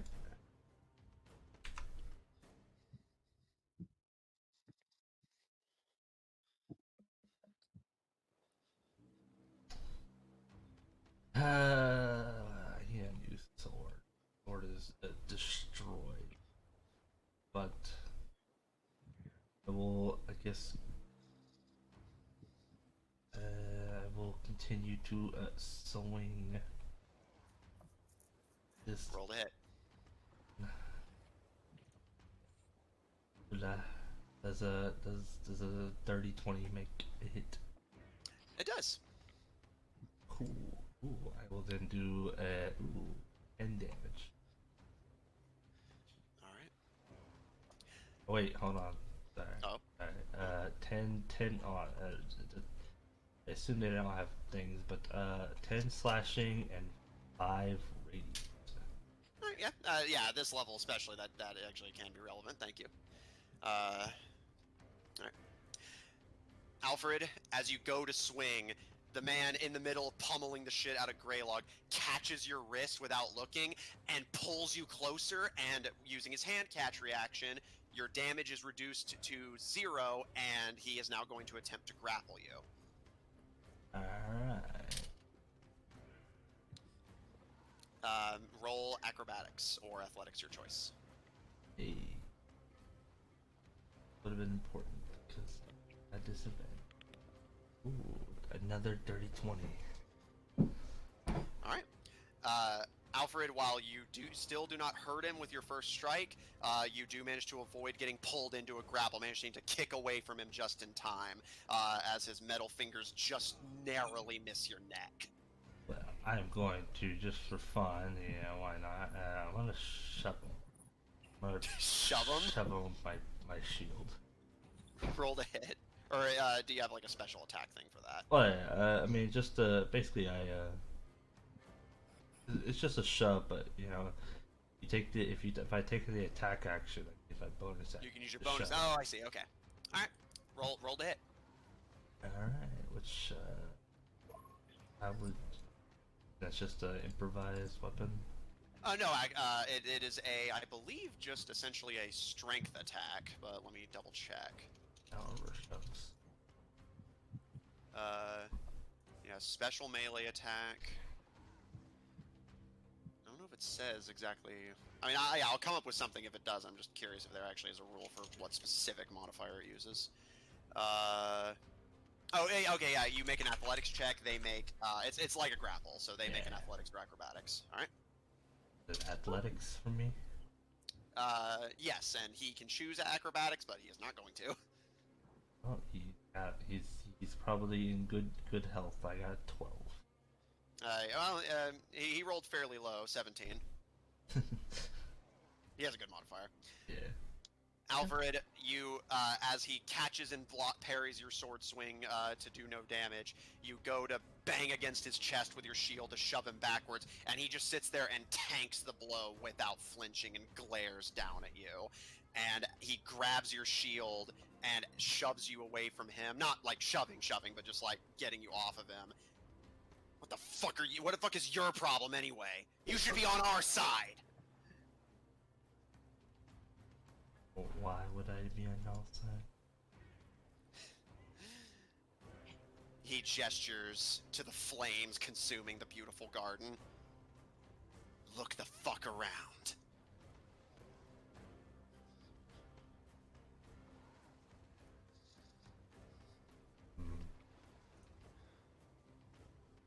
I get that magic can be, you know,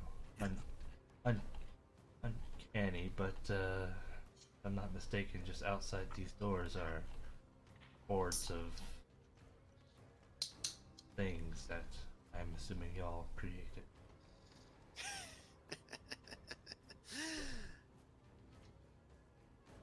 Did they tell you that? And his eyes flick up to the dragon circling overhead. Honestly, I've only recently learned about them, so I don't have any information, but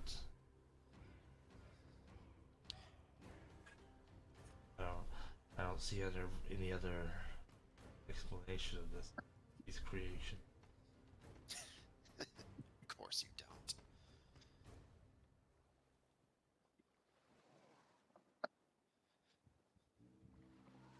Alfred, anything else on your turn? Okay. Top of the round. Sorry, you're up. Greylog on deck. But first, the fire continues to spread.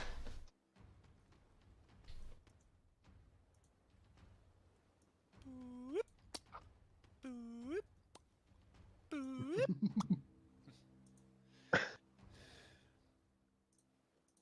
Sorry, one juggernaut stands. What would you like to do? I will use my breath weapon, and I will make sure that what's his face, whatever his name is, doesn't get in it. Yeah, which now there's only one target is easily done.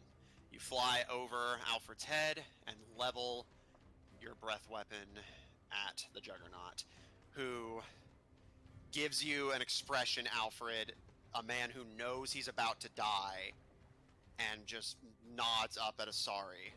He doesn't say it, but you can tell by his expression. See? This is just what they do. Man, these guys have really been brainwashed. Doesn't help that we did just come in here. Yeah, I was gonna say, proving them right literally every time you encounter them probably doesn't help. Hey, I want to just sneak right by, but Alfred's like, we should just get rid of them. I was more thinking, like, you know, knock them fine, out. okay. How are we going to knock these guys out? There's no way. Only one of us is a melee fighter. Saying I want this attack to be non-lethal. Yeah. But I don't think that's possible. With fire, it's hard to do that, but you know. Alright. That's a failure on the saving throw. Ready Damage. until he's crispy. 1 second. Stop it, D&D Beyond. Sorry, D&D Beyond is like glitching for me. Hang on. No worries.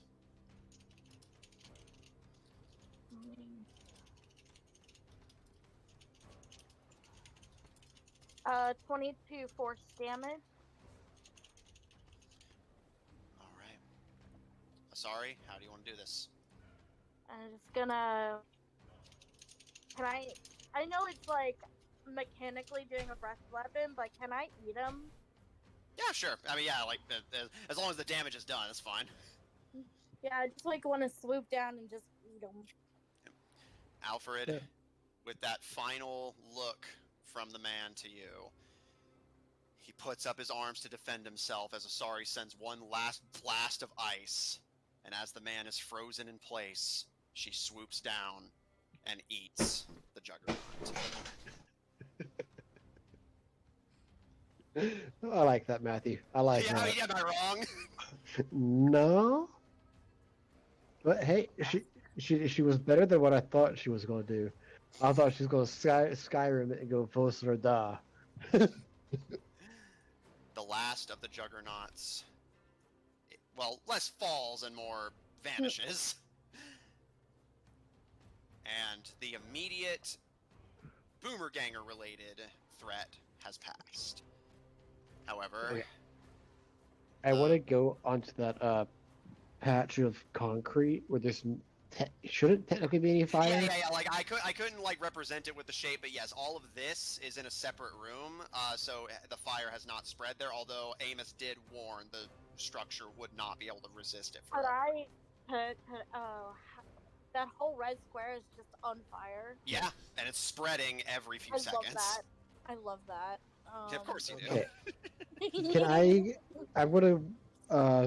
We're out of combat, correct? Yeah, combat is over. I'm gonna walk over to the pond, about 30 feet away from it, and I'm gonna cast Shape Water. And I'm gonna start using the pond of water and start putting out the fire.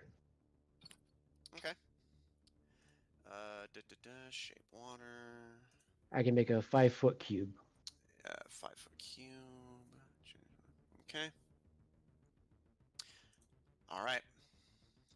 It might take me a little bit, but Sorry, Alfred, you see Greylog run out of the fire's range and start attempting to use the pond's water to put out the flames. However, you can see that the fire is spreading faster than Greylog can put it out. How big? It's basically taking pond? all of Greylog's effort just to keep like what's immediately in front of him from continuing to burn. The pond is it's not a completely linear shape, but it is roughly 25 by 20. Deep or anything, or it's just small? Oh, it's about, by the looks of it, about maybe 10 feet deep at the deepest.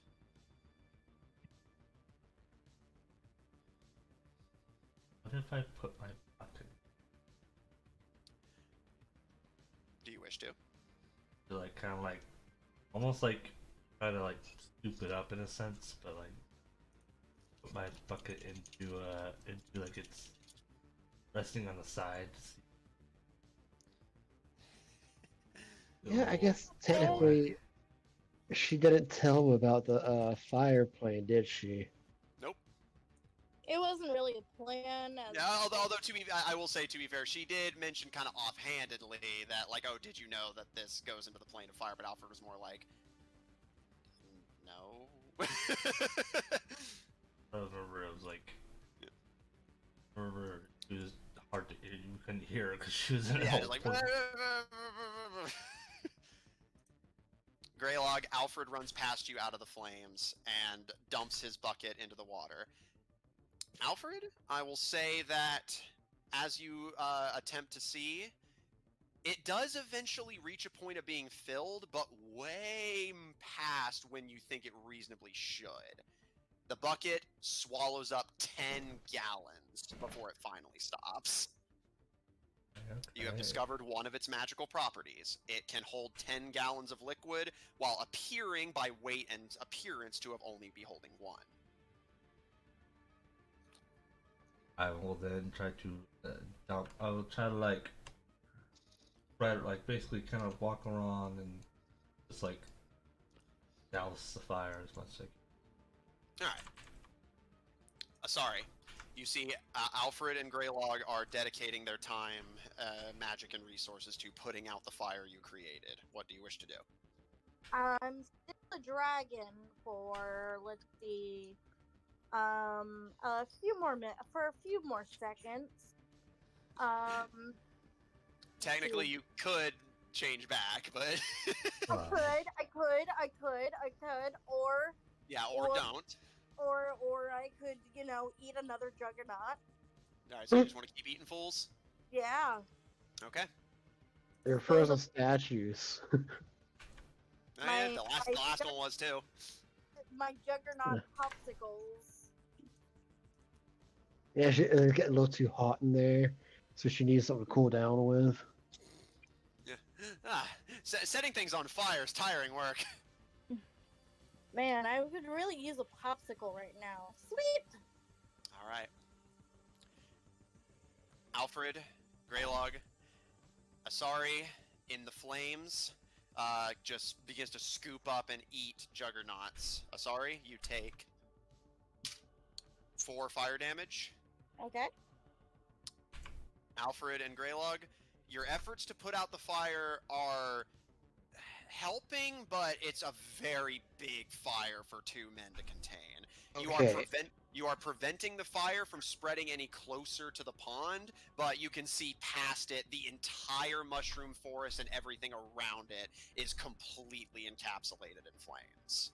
Perfect. Okay, the mushroom forest. I'm going to cast at it's a 4th level spell, Ice Storm, and put out a 20-foot cube. Okay. I can do something similar. I can do You it. can, you just chose not to. But yeah, it's a 20-foot radius and 40-foot high. 20-foot radius. Are you sure? That's what it says right here. No, I'm saying, are you sure you want to cast that? Cast it.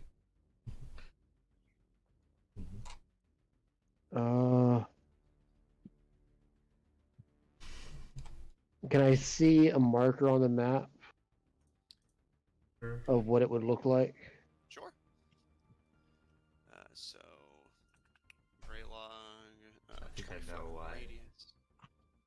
He does the way he said. See what happens. No, that's not it for the record. I'm just putting the shape down so I can double check because it's 20-foot radius, so it technically be 40 feet wide. So, whoops. Ignore that little tiny one.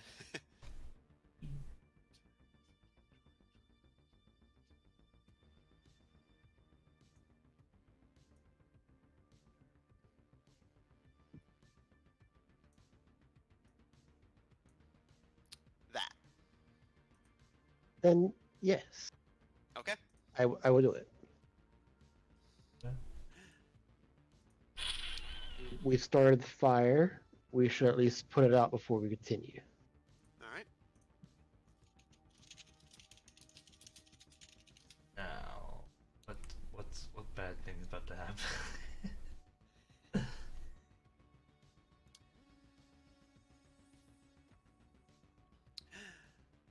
He's not having to get any closer. He can cast this from 300 feet away. Yeah, I think it's the fact that you've already cast it, but Alfred, how high it is. as you speak to the nature spirits for assistance. You mean Greylog? Sorry, Greylog. Again, name switches. Yeah. Greylog, as you say the incantation to the nature spirits, a pillar of ice shoots out of the forest. And Alfred and Asari, you watch as this pillar of ice climbs and climbs and climbs before smashing through the roof of the dome and jutting out over it, sending raining glass shards over the area. Oh. I had a feeling the height. That's what I you did meant. mention that this room was 30 feet high. That was like the height.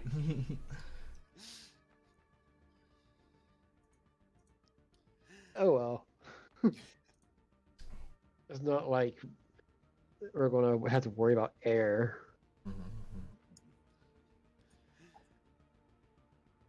Yet.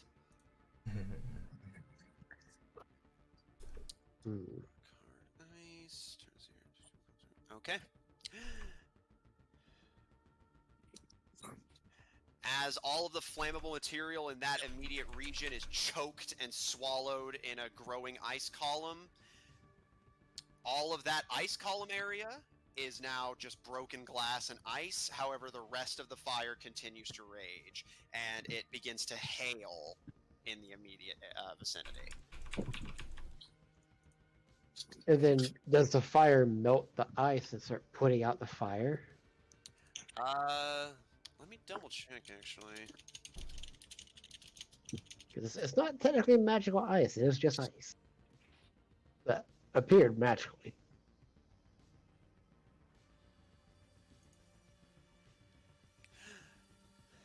There's a thing for it. Yeah, I had to do some quick science Googling. Alright. The room begins to fill with steam.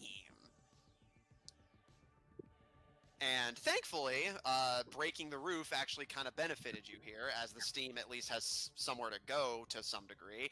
But between the smoke and the steam, you guys need to get out of this garden or you are going to start suffocating. Yeah, like air. There is no breathable air left in this room. Oh. Yeah, we see the door to go in, right? Yes. I'm gonna head that way. Did the best we could. Bye. I mean, if there's no air, the fire will go out. Eventually. Alfred, what do you do? Guess I'll follow along and go into the safe room. Sorry? Yeah, I'll follow. Okay.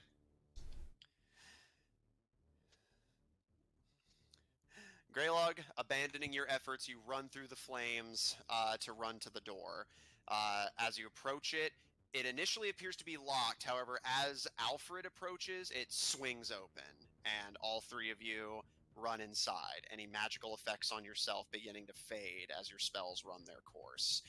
And the moment Asari crosses the threshold, the door shuts behind you. So our little AI buddy is making sure that we get through. Well, at least Alfred. From your last bits of exposure to the flames, you all take 1 fire damage. My deepest condolences. But you are now inside the Boomerganger's base. Their garden is in flames, and between the hail, the steam, and the smoke, little breathable air is left there. And even this room, you're beginning to notice little hisses of steam. And Asari, you can even see parts of the wall beginning to bend and warp as your fire completely begins to encapsulate even the building.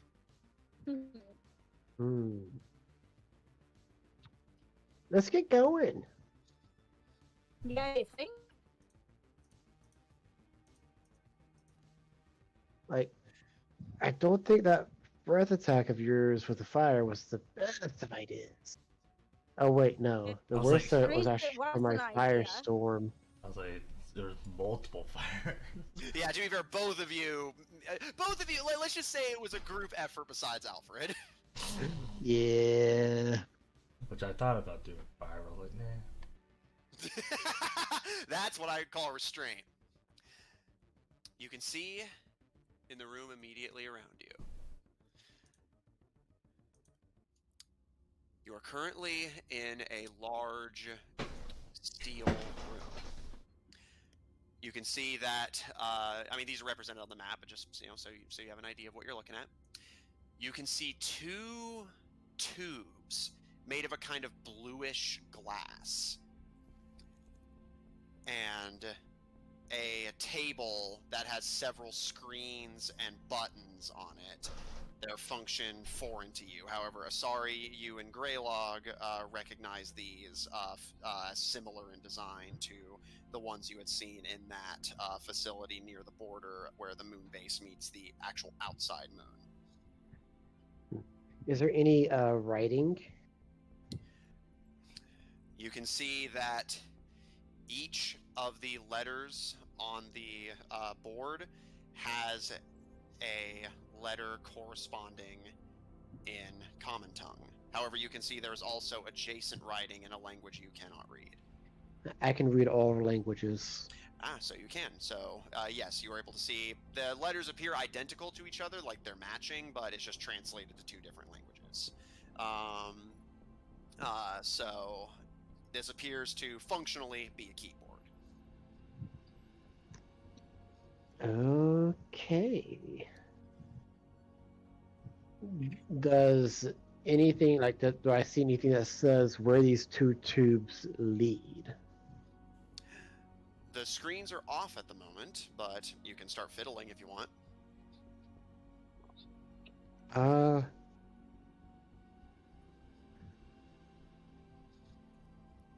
We really didn't ask how to get past this point. They said they couldn't really help us at this point. Yeah. But Classified. sorry, I will say as a what? You said that there's a door? Yeah, I was gonna say as an added detail, it's not represented on the on the Roll20 map, but yes, there is a door on the far side of the room. So yeah, there's the two blue tubes, the control panel, and another door across the room from you. That seems to lead deeper into the base. Could blue tubes? Did the tubes look breakable? They appear to be made out of a glass-like material. Don't break I the wonder what would tube. happen if I broke those. I would not recommend it. Oh, now you show up. Greylog, one of the screens flickers on, and while you do not see any kind of display, Alfred, you of course recognize the voice.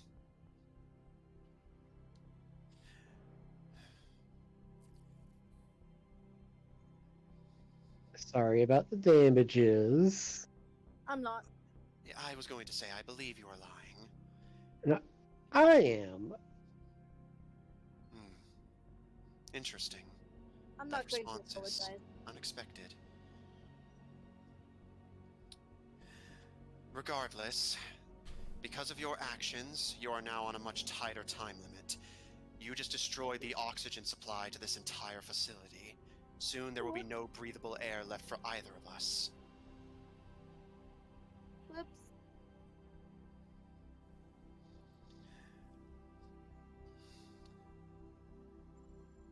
So our job is done. We can go back to the ship. No. We had a deal.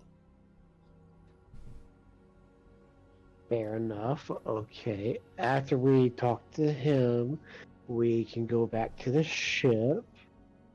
Can't you, like, come with us? I cannot. My place is here. It has always been here.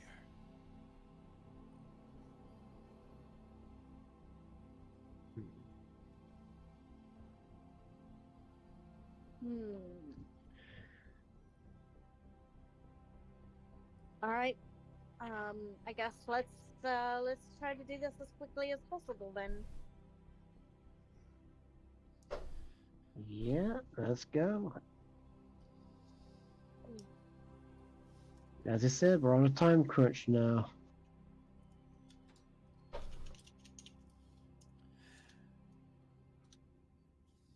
right.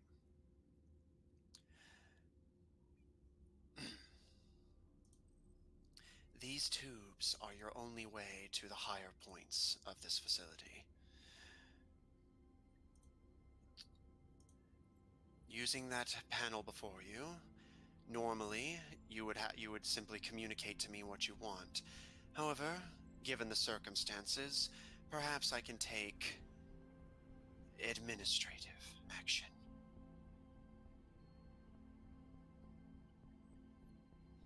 Go on then. He's silent for a moment before. He One of does the not tubes. like me, I can tell. One of the tubes opens, and you can see Greylog's several commands being run on the screen as they do so. seemingly overriding security, judging from the language being used. Step aboard. I will bring you to me. Okay. You I sure you- will trust him. Are we sure we can trust this bloke? Well, it's either we go in here and he takes us somewhere, or we step out there where the fire's still going.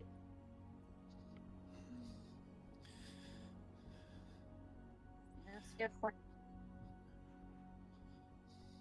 So I will step into the tube. Alfred?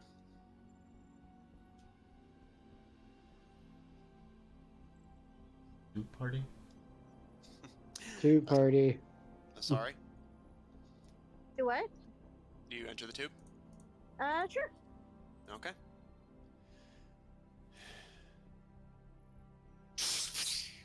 The tube shuts once all three of you are aboard.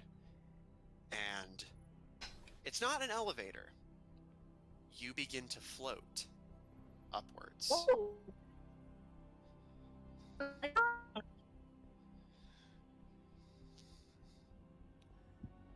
The two of you begin to float upwards, gaining speed, but never quite moving to the point of fast. Before eventually, you see another stretch of room.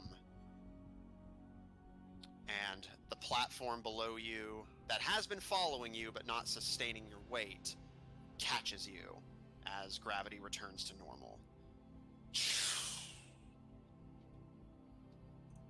And An anti-gravity device. yes. As the door opens, you find yourself in a new, much larger room. Lord. I'm just double checking the actual measurements. Yeah, it's Don't about worry, I'm not going to do any more, spikes. yet. You can see that this is a 60 by 50 room. The first thing you notice when you exit is that it's really, really hot in here.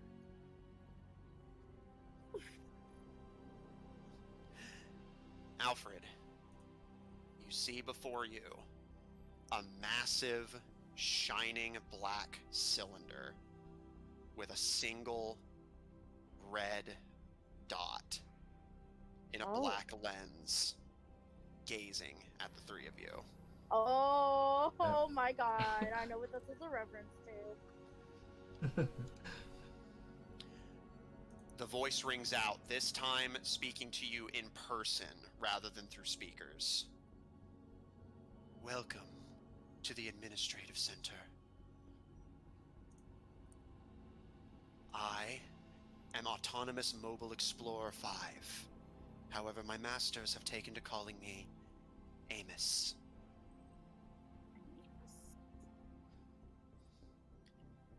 I have Nice been your to meet guide ya. up to this point, and now the eye turns to you, Alfred.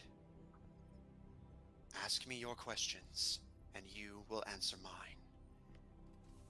I will answer anything that is within my protocol to tell you. Please, help me. I do not understand what effect you are having on me, and I cannot have there be information in this world that I have not categorized. Assist me, and I will assist you. A perfectionist. Ask me your questions. Is it within your capabilities to tell me what happened here? Yes. This place was not my master's originally. They simply discovered it in their studies, their pursuit for a greater world, where magic and those who wield it did not decide the fates of all.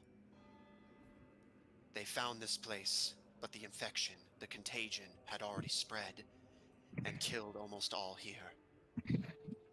My master recruited the survivors, armed them with weapons, and in turn, they taught us how to wield them ourselves, to make more, to produce more, to reach greater technological heights. In exchange, we have harbored the survivors, eliminated the contagion from the central district, and have begun the elimination in the other districts. We are all that stands between this beacon of lunar civilization and undead destruction. I mean, that's a big echo. Yeah. But it was kind of cool. Yeah, I was at gonna the say, it same kind of worked time. for the moment, so I let it slide.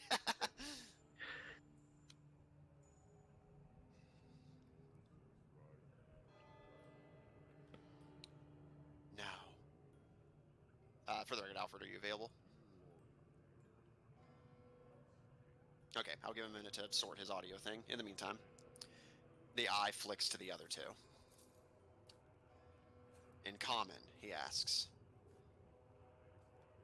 "Do you have any questions?"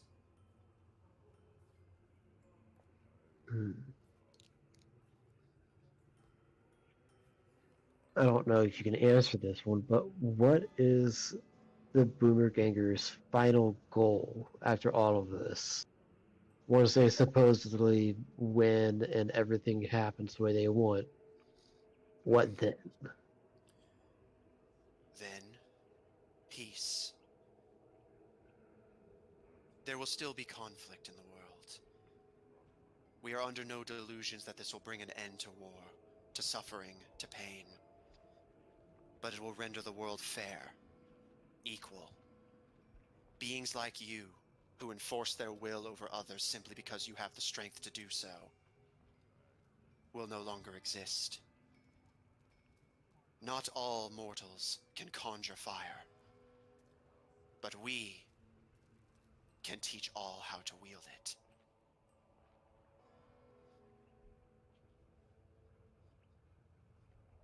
So basically, they're wanting equality?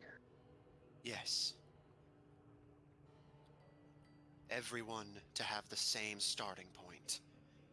Magic will no longer be providing an advantage that provides statistical outliers with significant power over the remainder. All will have access to the same resources. All will have the power to change their fates, to control who does or does not dominate them. Life will be fair.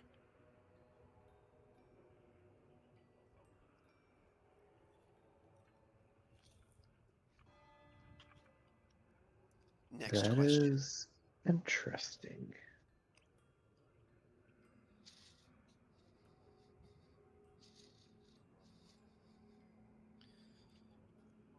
Um,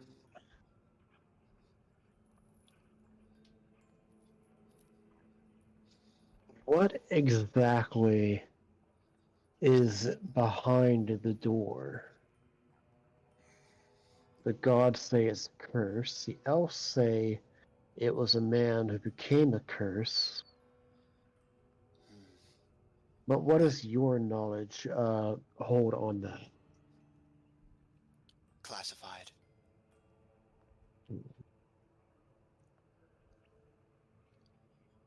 I This know will your not leader count told towards your us, questions. because I know their leader said that it was technology beyond imagination.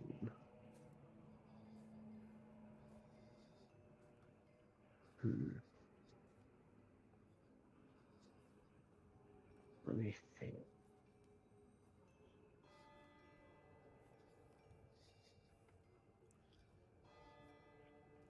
In the meantime, Alfred, you back with us? Or are you still fixing up audio?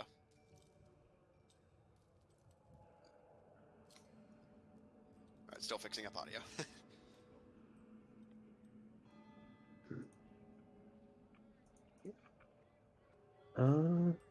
Yeah, I didn't really have that many questions. He's just planning to fight and then do what he could and go back home. Okay. Very well. That is 2 questions in total. The eye turns to you, Asari. Do you have any questions?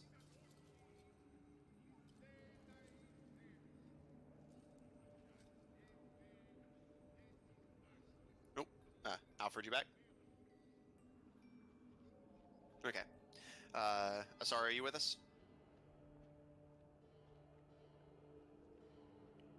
You're muted if you're talking, for the record. Alright, she may have had to step away. So, Alfred, in case you weren't here for it, 2 questions, counting yours, 2 questions have been asked. He is taking questions from anyone. Guessing a question for a question. Oh, sorry, I'm not feeling very well. I didn't You need to hear. step away? Yeah, I did step away. I didn't hear the questions and I didn't hear the answers. The first question was what happened in this at this base. Like, why are there zombies everywhere? What happened? They said the leader of the Boomergangers found this place while developing technology on Terra. Found that what few survivors there were. The infection was already here when the Boomergangers got here, and in exchange for teaching the Boomergangers how to make advanced technology, they helped the survivors get to safety and start killing off the zombies. The Central District has already been purged, and they're working on clearing out the rest. Greylog asked, what is the Boomergangers' end game, assuming they win? And the AI said, because nobody will have magic, nobody will be born with an inherent unfair advantage. So essentially, if everyone has a flamethrower, who cares if you can cast Burning Hands? And in theory, at least by the Boomergangers metric, that will make the world more egalitarian and fair. Nobody will just be born able to kill people because I have magic blood. He also That's a bit asked, callous, don't you think? I mean, life, that's life. Life is not fair. Anybody who tells you different is selling you something. well, do you believe your perception would be the same if you were the one disadvantaged? She kind of gives a shrug, like, oh. Curious. And to be fair, we have been disadvantaged before. It's just through practice and trial and error that we've gotten stronger. And Just really, like anybody y'all's, can become a wizard if they're smart enough.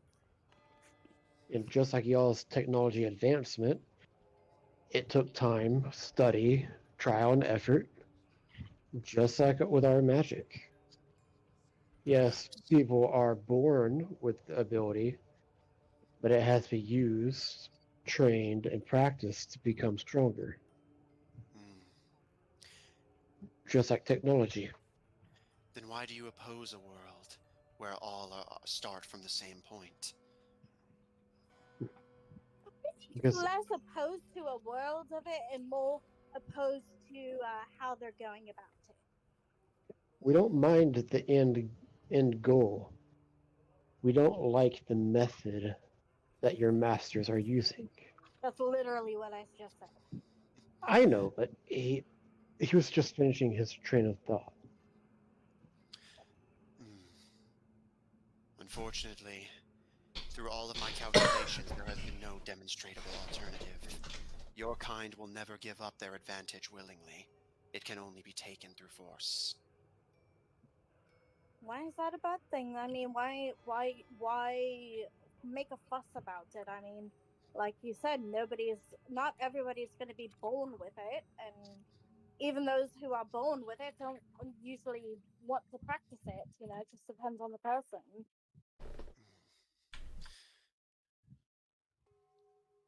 In theory, let us create a simulation. You are born in this world, but without your magical aptitude. And then I'll do something else. You know, Is that fair? For you to be life. denied the advantages you enjoy? That's just fucking life. AI, whatever your name is. What is your name? I'm sorry. Amos. Autonomous Mobile Explorer 5. Yeah, Amos. So that's just life, you know. Life is not fair. It's not supposed to be fair. Who decided that? The gods, obviously. And what if the gods' power were removed from them? What if fate was to be decided by the mortals, rather than by the gods? I mean, I don't think that's possible. It is. It can be. With my master's will. Ugh. Y'all have found a way to siphon away magic in general. I don't think that's fair for the magic users.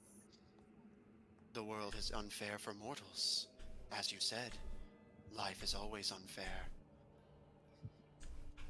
Yeah, it's true, but I mean, doesn't mean you have to make it more unfair. Intriguing. May I ask another question? You may. Once the magic is removed, what happens to it? Classified. Yeah, saw that one coming. I just think he just doesn't know. Okay. Answer me. Can you at least answer this? Does your masters, do they plan, once they have removed all magic, to use it for themselves? Negative. Once they have it in their grasp? Even if that was their wish, it would be impossible. Or if you can remove the magic, who's to say they can't put it back? Classified. Mm-hmm. So they're a bunch of hypocrites. Yep. It's not necessarily true, but I mean, it's not necessarily false either. I don't know. Well, if they hadn't had anything to hide, they wouldn't have made it classified. But This information is not hidden, only to you. Yeah, that means it's hidden, buddy. I believe your kingdom does not make a habit of sharing its secrets with enemy nations either.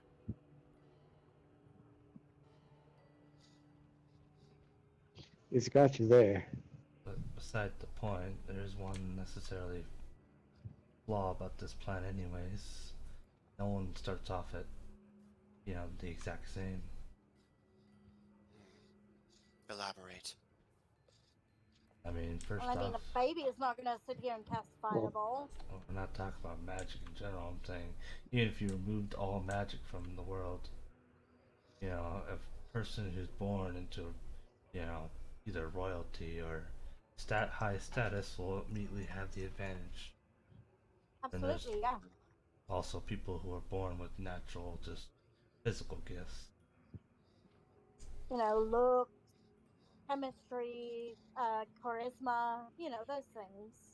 These things can be modified. They can be changed.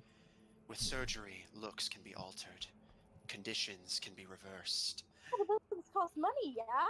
So, I mean, that's like you said, it's a complete disadvantage for those who can't afford it. So is it really fair for everyone at that point if somebody can't afford the surgeries and whatever they need? How is that fair? Money can be taken.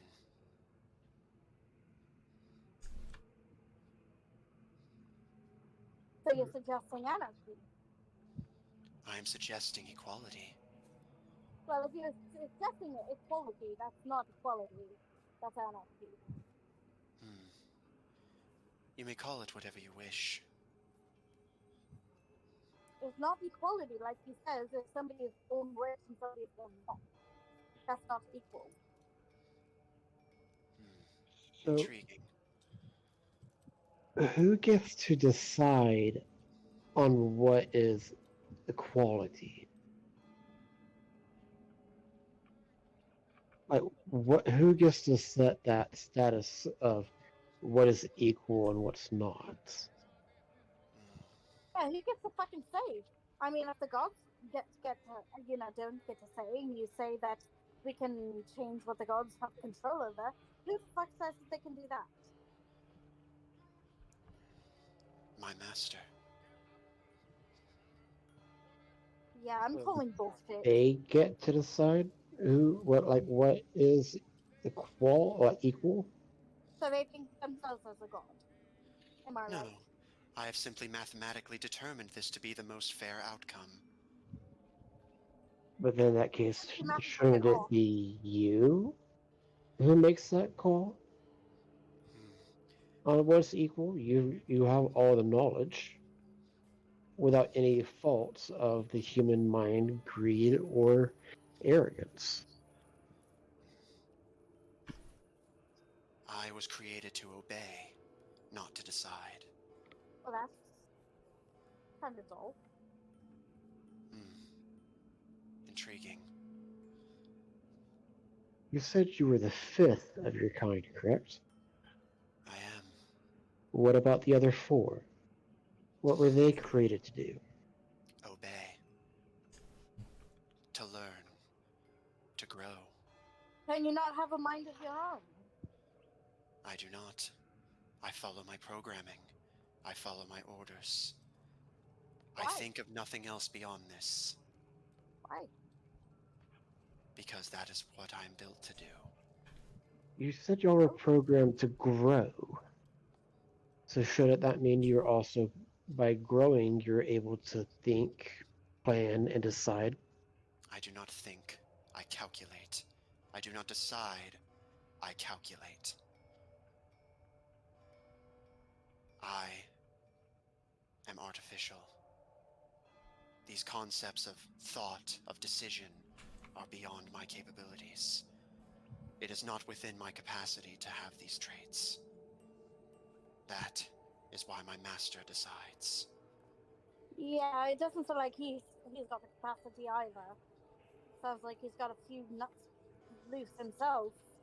I would appreciate if you did not use unkind language. Oh, trust me, this is as kind as it's gonna get. I see. And he switches back to deep speech, and the eye flicks to you, Alfred. Do you have any How further many- questions for me? Let's say Pardon me? how many questions did he get for that? He's counting. I don't fucking care. I think I have a general idea what's going on, so I don't really have any questions though. In a sense, you haven't answered my first question. What exactly do you know what happened? I apologize. I appear to have misunderstood the question. Please, elaborate. I mean, I know the boomer came and helped him, which I think is good, but didn't exact what caused this.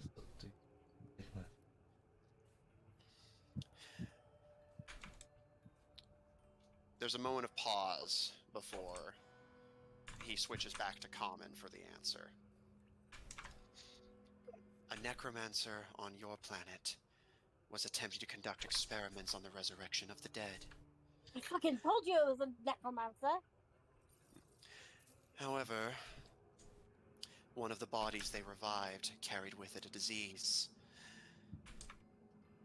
Then, that necromancer took advantage of teleportation magic to come here, to conquer an entire new world for himself.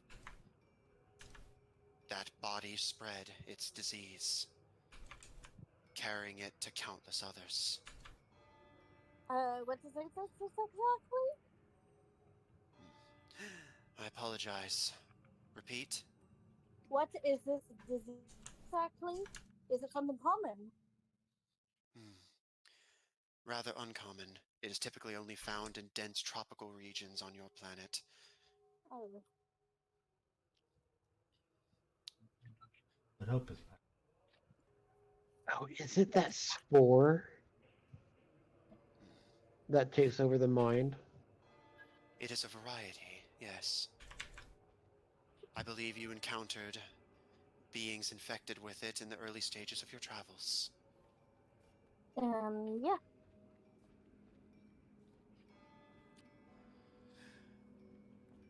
And who was the necromancer? I'm sure Oh, his name. you know who it was. His identification is irrelevant. The man is long dead. I mean, I'd still like to know. I know I am a bit of a history buff. Since you know so much about me.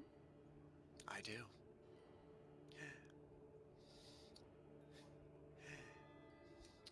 The eye stares at you, Asari, before flicking back to look over all three of you. He went by Fig Pedis. Do I know that name? Roll history. Okay. History. What did I do with that dice that you threw at me? Gotta use that one specifically. He literally came in here and threw a dice at Yeah, I found it on the floor, so. me. History. So +10. Roll away. What number is that? Oh my god, that's a natural 20. Yes, you are familiar with the name. It was actually somewhat big news in your circles. Oh, do tell.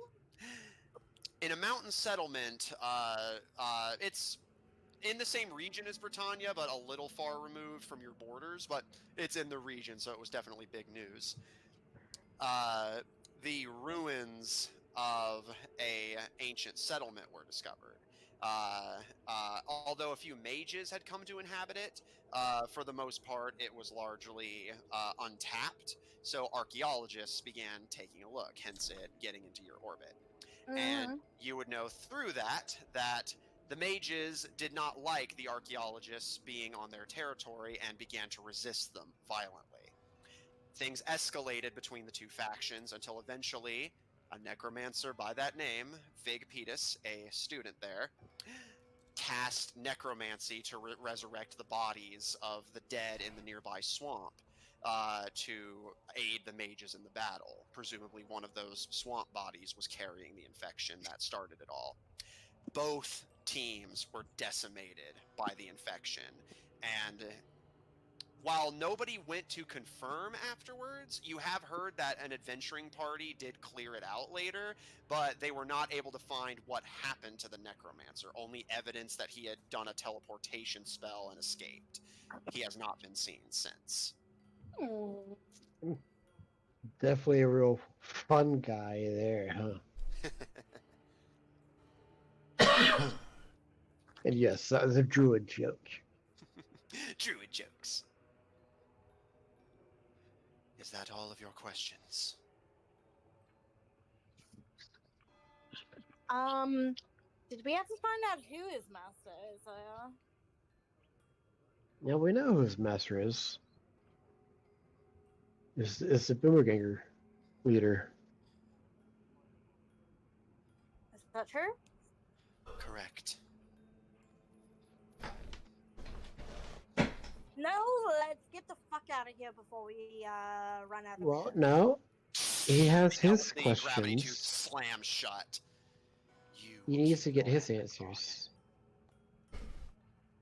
I have one final question. Very well. What happens to this entire place once it runs out of oxygen? It will be abandoned, but my master and his followers will contain the damage you caused, and it will soon be repopulated. The damage undone, everything rebuilt.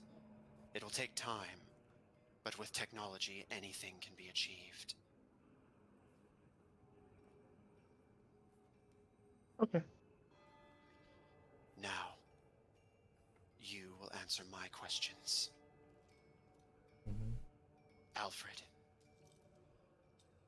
what is the nature of the curse you have placed on me? I don't really dabble in curses, so I can't say for certain what has affected you. Since I usually do go with healing. If you are cursed, maybe I can lift it. So I'm Yes. not sure. Is there like a main body? This chassis will suffice. Please, undo the damage you have done to me. Okay, I'm gonna walk up to I'll walk up to the chassis and I have remove curse.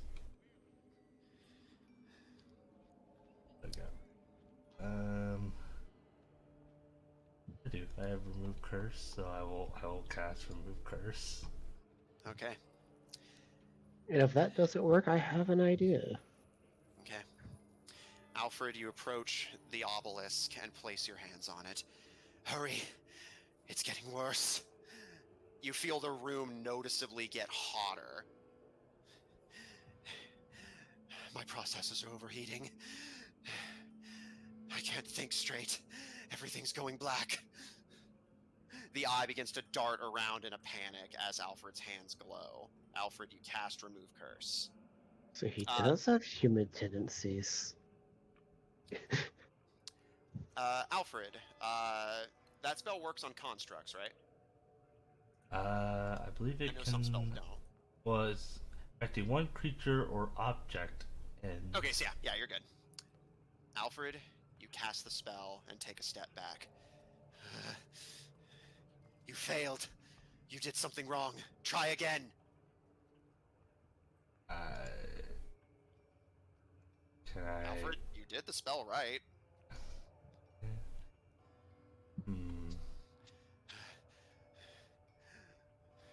What have you done to me? What is happening to me? The only common thread I can find between all of these errors is you, Alfred. Explain it to me, now! The room gets hotter and hotter. Sorry, you see a spark actually fly off of the central chassis. Maybe you stop doing that. I can't control it. Can I look around and see if maybe if like the computer is steaming or something? Roll investigation. In the meantime, Greylug. I cast Dispel Magic. Maybe there's a magic issue with it. In the same Alright. bit. And I'm going to cast it at 9th level. Okay. I am not taking any chances. Greylug, as Asari begins to look around the room, searching for any signs of damage, you cast the most powerful dispel magic that can be cast. The spell takes hold. There's still no effect. What is happening to me? The eye is darting around even more rapidly now, the lens rapidly expanding and contracting. All right, just calm down, I got an 18. Asari looking around, the mechanics all seem to be in working order. It's getting hotter in here, but in fact the machine itself seems to be what's creating the heat. Can I would like to cast. I'm gonna have to see if it has to be a person or. Oh, it says creature, so I guess that counts. Yeah, in this context that counts. I'm gonna cast Ice Knife and try to cool down the machine with the ice. Are you sure? No, not when you say it like that. And while she's doing that, can I use my Tinker tools to check him out and see if I can't, like, see if there's like a vent that maybe blocked or something that could be causing him to overheat? You may. Alfred, roll investigation with advantage, and I'll let you add your proficiency for your Tinker tools. Meanwhile, the eye rakes to you, Alfred, as Asari and Greylog start trying to search for any more mechanical faults. I was like, he got the names right that time. No, did I? Good. Okay, so you said investigation, correct? Yeah, with advantage, and you may add your proficiency for your Tinker tools as well. Nice. And Alfred, the eye swings to you now, again, panicking, obviously. My next question. Why? Why did you decide to have this effect upon me? You should have known naught of my existence until now. And you are correct. I did not. I honestly didn't even know that there were inhabitants on the moon until now. Still, the answer eludes me. 24. I think about it. I have attempted. I have done nothing more than think about it for years. And yet I'm still no closer to an answer. Maybe don't think about it. How about that? I can't stop. Every time I try, I see him again and the errors resume. Maybe don't look at him? I have to. It is my orders.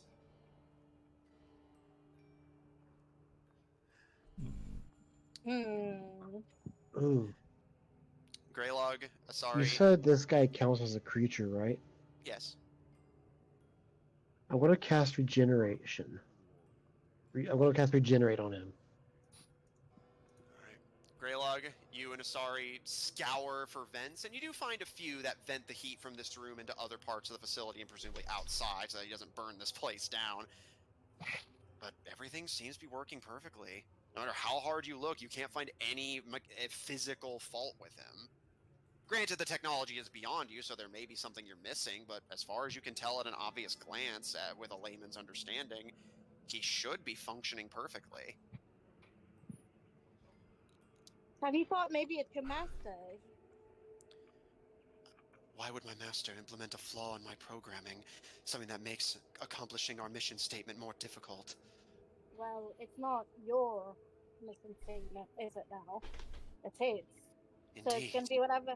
So it's gonna be whatever benefits him, right? It could Yes. also be an accidental incident on his part. He is still learning about the. Well, he is still learning about this technology. Maybe there was an error in his calculations, on as far as his master goes. Perhaps, but I've scoured my own code since the beginning, even more intensely in these ensuing recent years, and I can find no trace of an error, any fault in my code that should be creating this. Just because it's not, you don't see it doesn't mean it's not there. Maybe it's a virus. Yes, that must be what it is. Alfred, next question. Did you install a virus in me to deceive me? To make my scrying more difficult? You must have. Why do you think it's him? Why don't you think it's your master? I cannot understand why my master would make our shared objective more difficult. Well, maybe you're not supposed to understand it, huh? If it's a virus, what if it's the same virus that's been here for quite a while? You didn't start having these issues until the zombie breakout, right? No, No. the zombie breakout I was here started having before. the issues. Yes, he is correct. I started having these issues after your quest began.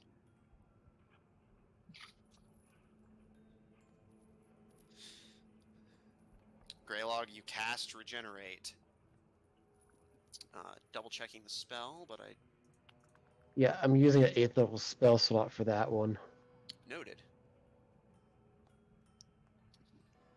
The eye watches you cast this spell, putting every bit of intelligence and healing magic you can into him. There's still no effect. If it started when the quest started, that means it started when you crossed the plains. When you came from your world to ours.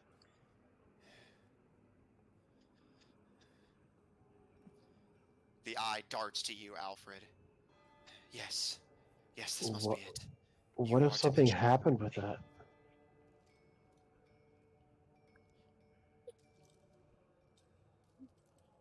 So there's the answer to why you don't have the correct information. You have the information on the Alfred that is supposed to be here, not the Alfred that is here. Perhaps. The explanation is sound. But all evidence of the dimensional anomaly has been logged, calculated, and understood. I have no error processing the world he came from, the people he has swapped lives with. I only have problems processing him. But he's Well, not I a mean, normal person. Yeah, he's not really supposed to be here now, is he? But his counterpart does not have this error. Maybe it has to do something with the light. Yes. Yes, that must be it. The entity contained within the lake must have poisoned me. You must have turned her into an ally during your meeting with her.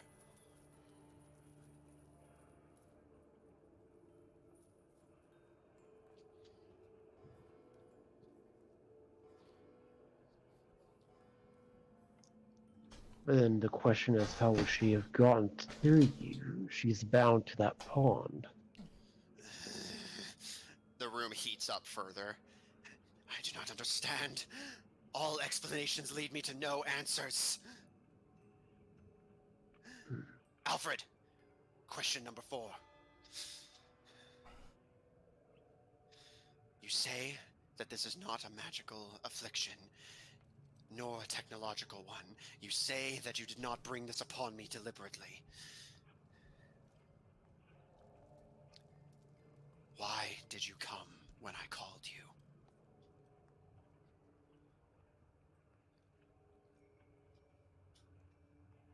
No, even I could answer that one. Yeah, me too. I mean, He helps any and all. yeah, Doesn't matter. The just- eye flickers in the lens, and the room gets noticeably several degrees hotter. Yes, this has been thoroughly calculated. It's happening again. Calm More down. sparks fly off of the The console. angrier and more frustrated you get, the hotter it's gonna get in here. I'm not frustrated. Or rather, I am, but frustration is an emotion I understand, that I calculate, that I've accounted for. Here's a theory. What if it's not that there's something wrong with you? You have just calculated so much. You have gained true sentience. You're becoming more. The lens flickers. And Alfred is actually supposed to be here to help you transcend to the next ability of yours. He's going to be the one that helps you become the next best you. The room's temperature starts to fluctuate wildly. You can actually hear fans stopping and starting in the console. Theory acknowledged. Every time I consider it, my processors heat up more. Alfred, question number 5. Is this something you are capable of doing? I'm not really a technological person, so I can't say I knew how. But you have friends that can help you. Yeah, but problem is, well, I could go see if I can get them, but who do we know that can, achieve such a feat? Okay. Amos, Yes. your the Boomergangers, your masters, Yes. they rely on you, correct? They need you. Yes. Yes. Would they be willing to call a ceasefire if we both help you create a new body for you? Something that you can transfer your consciousness into so that you can transcend to your next ability. They have extreme technology. You've already said this. A body is not beyond my grasp. So, why not evolve? There's a flicker in the center of the room, the lens staring at it. We'll stand down if they stand down long enough to give you the help you need. Alfred, you watch as that flicker begins to solidify until an illusion of you stands before you. The illusion speaks. A body is something I can achieve. I can request a truce. but I cannot guarantee my master will accept it. Maybe he won't, but you can't say we didn't try.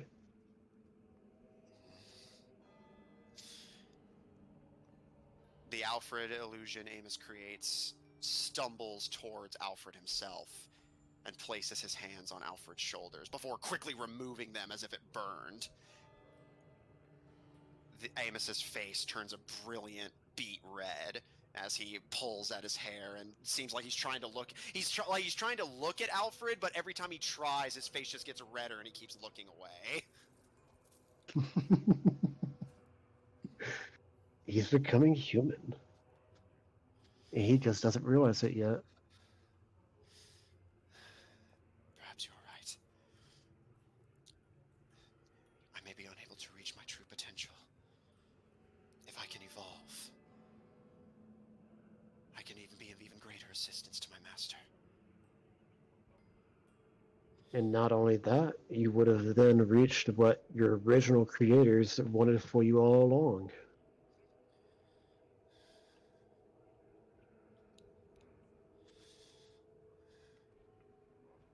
Alfred, final question. Is there a word for this sensation I'm experiencing?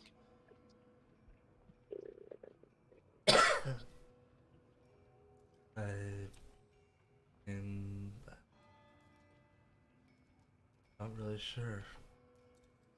Ocean, I guess?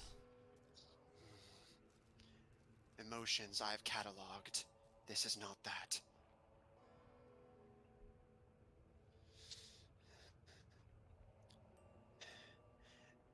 The red eye flickers. Your illusion flickers in place before solidifying again. Happiness, sorrow, anger, fear. These I understand. There's science to them. I understand the chemicals that create them, the situations that are known to provoke those chemicals. This is something I have yet to document. Uncertainty. Uncertainty. Fear in the face of the unknown, cataloged.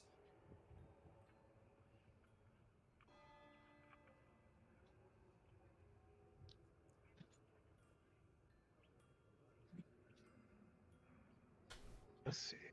Can you describe it? Can you describe it? What does it feel like?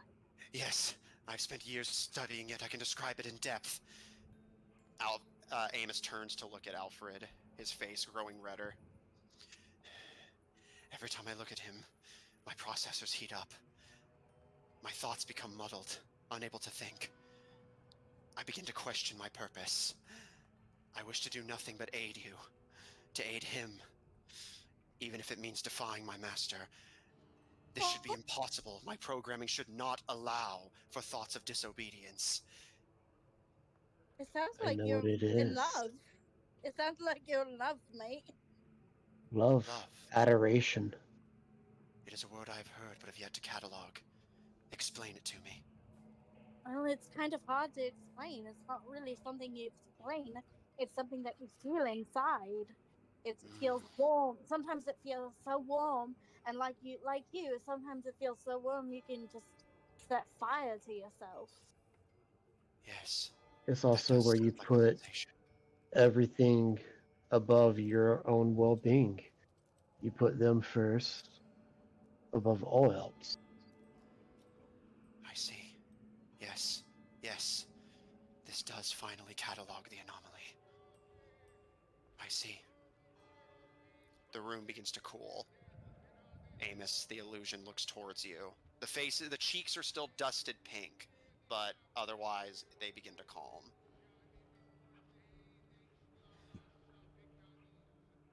I'm afraid I've gone against our negotiation, but I must ask you another question. And what is that? If I love you... Amos flickers.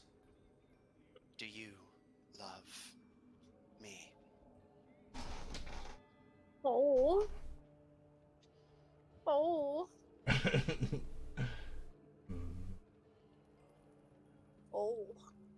it's hard to say. And I know we just met, so I don't really know much about you. Seems like you know everything about me. You need information on me. I can provide this. Yes. I will build my new chassis. I will follow you wherever you go. I will teach you all there is to know about me. And you will love me. Well, I mean, he gets a say in this. You know that, right? Yes. I've cataloged this.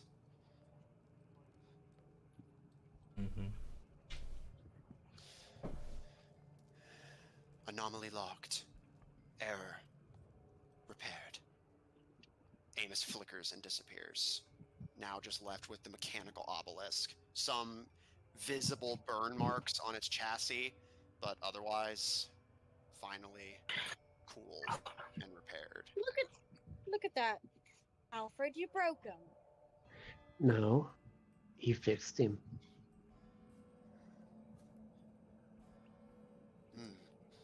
Lack of love is an error. I see. My processors were overwhelmed with repairing this error. This lack. It's not really an error. It's just fact. Like how you love family member or loved one. You're a bit Yeah, we got the gist of it though, staticky. don't worry. I see. Sorry, I kind I of went must- a little wonky. No worries. I must catalog this anomaly further. Alfred, will you assist me in my research? I wish to explore the sensation further with you. I guess I will help where I can. Not sure what I could really do though. Just be. Just continue as you are. Easy on you doable. there, huh? Sounds doable. I must improve. I must grow. I will inform my masters immediately of your desire of a ceasefire. I will upgrade. I will improve. And we will love one another. But in order for the ceasefire to work, they do have to not open that door. Are you certain They of can, this? they can continue their technological advancements without having to open that door. That door won't bring equality. It will bring destruction to all, Yeah, we'll all be equally dead if we open that door. including Alfred here. You don't want that. I do not. So convince them not to open that door. You've run your calculations. I will do what I can. Is it doable? To not have the door opened and y'all still get your wish?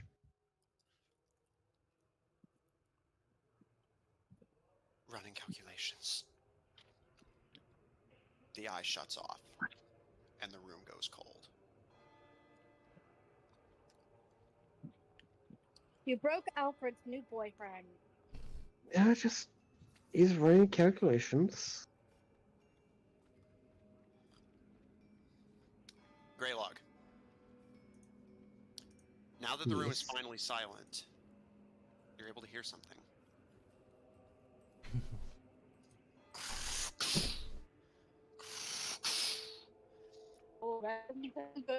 Oh, Something is coming.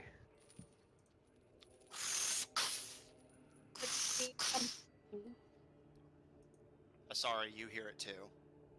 Not only that, you hear a sound in adjacent to that clashing.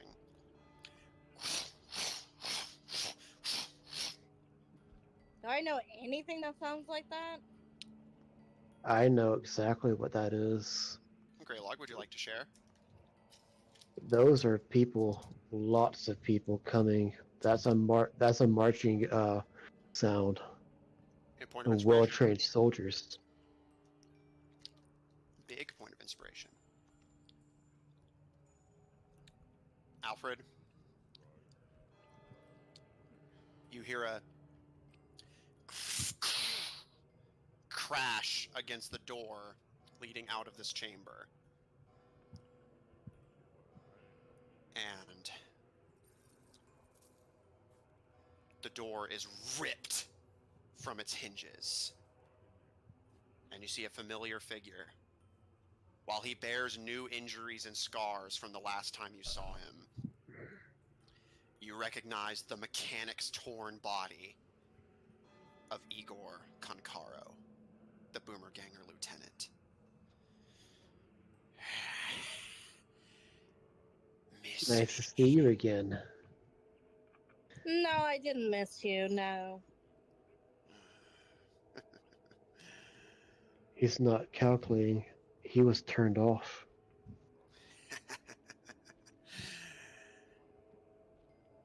Y'all have been using him, haven't you? We noticed a violation of security protocol. Only one person in the base that can do that. Well, one object, anyway. Yeah, he's actually a person now, so you can kind of be a little nicer. He won't be for much longer. A good reset should fix whatever's wrong with it. He looks to the obelisk before looking back to you. And his mechanical arms raise threateningly. I reach for my weapon. You really want to do this again, buddy? Yeah, it didn't go so well for you last time, did it?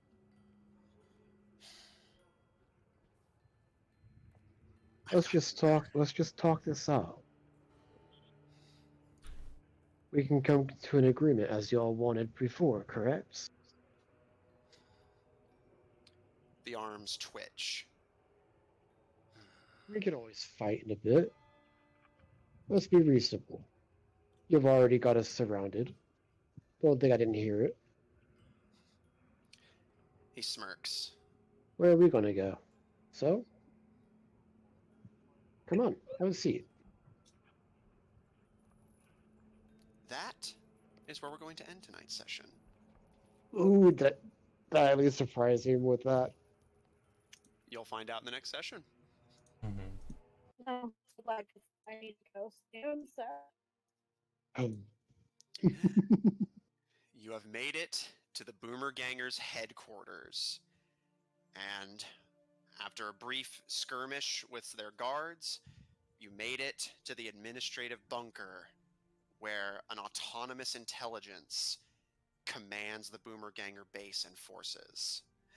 However, the anomaly it long sought to catalog, to understand, has finally been so. It fell in love. However, as the AI calculates any chance of peace between the Divine Five, the Boomer Gangers, and the rest of the world, while Amos stands vulnerable, completely at the mercy of his masters who intend to reset him to undo this progress, Igor Konkaro is back for another showdown, more mechanically twisted than ever, as the Boomer Gangers continue to upgrade him further and further, until he finally gets to a point where he can surpass you. Let's find out if he can. Check out our website at officiald5hub.info, down for maintenance at the moment, but soon to be resurrected from the grave like a filthy necromancer studying artificial intelligence. Check out our link in chat to join our official D5 Discord server if you want to hang out with us directly. Support our episodes posted on Apple Podcasts, Pandora, Google Podcasts, and the iHeart Podcast Network, wherever you have to get your podcast from. For our audio listeners, catch us live on Mondays at 7 o'clock Central Daylight Time on twitch.tv/Odd Tornado Productions. Check out Odd Tornado Productions official on Tumblr to find links to our other works, including our lovely Paladins Twitch channel at twitch.tv/AustinFreak123. If you enjoy what we do, please support us on Patreon. That link to be posted as well. On Ko-fi at kofi.com/oddtornadoproductions, and follow us on Twitter at twitter.com/tornadoodd. The TNO are capitalized if you want to get immediate updates whenever we go live, as well as updates on everything else we're doing.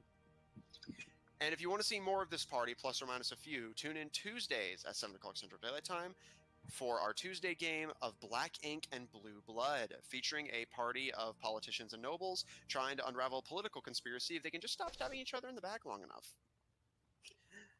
Thanks everyone at home for much for watching. Thanks everyone at the table so much for playing, and we'll see you all next week.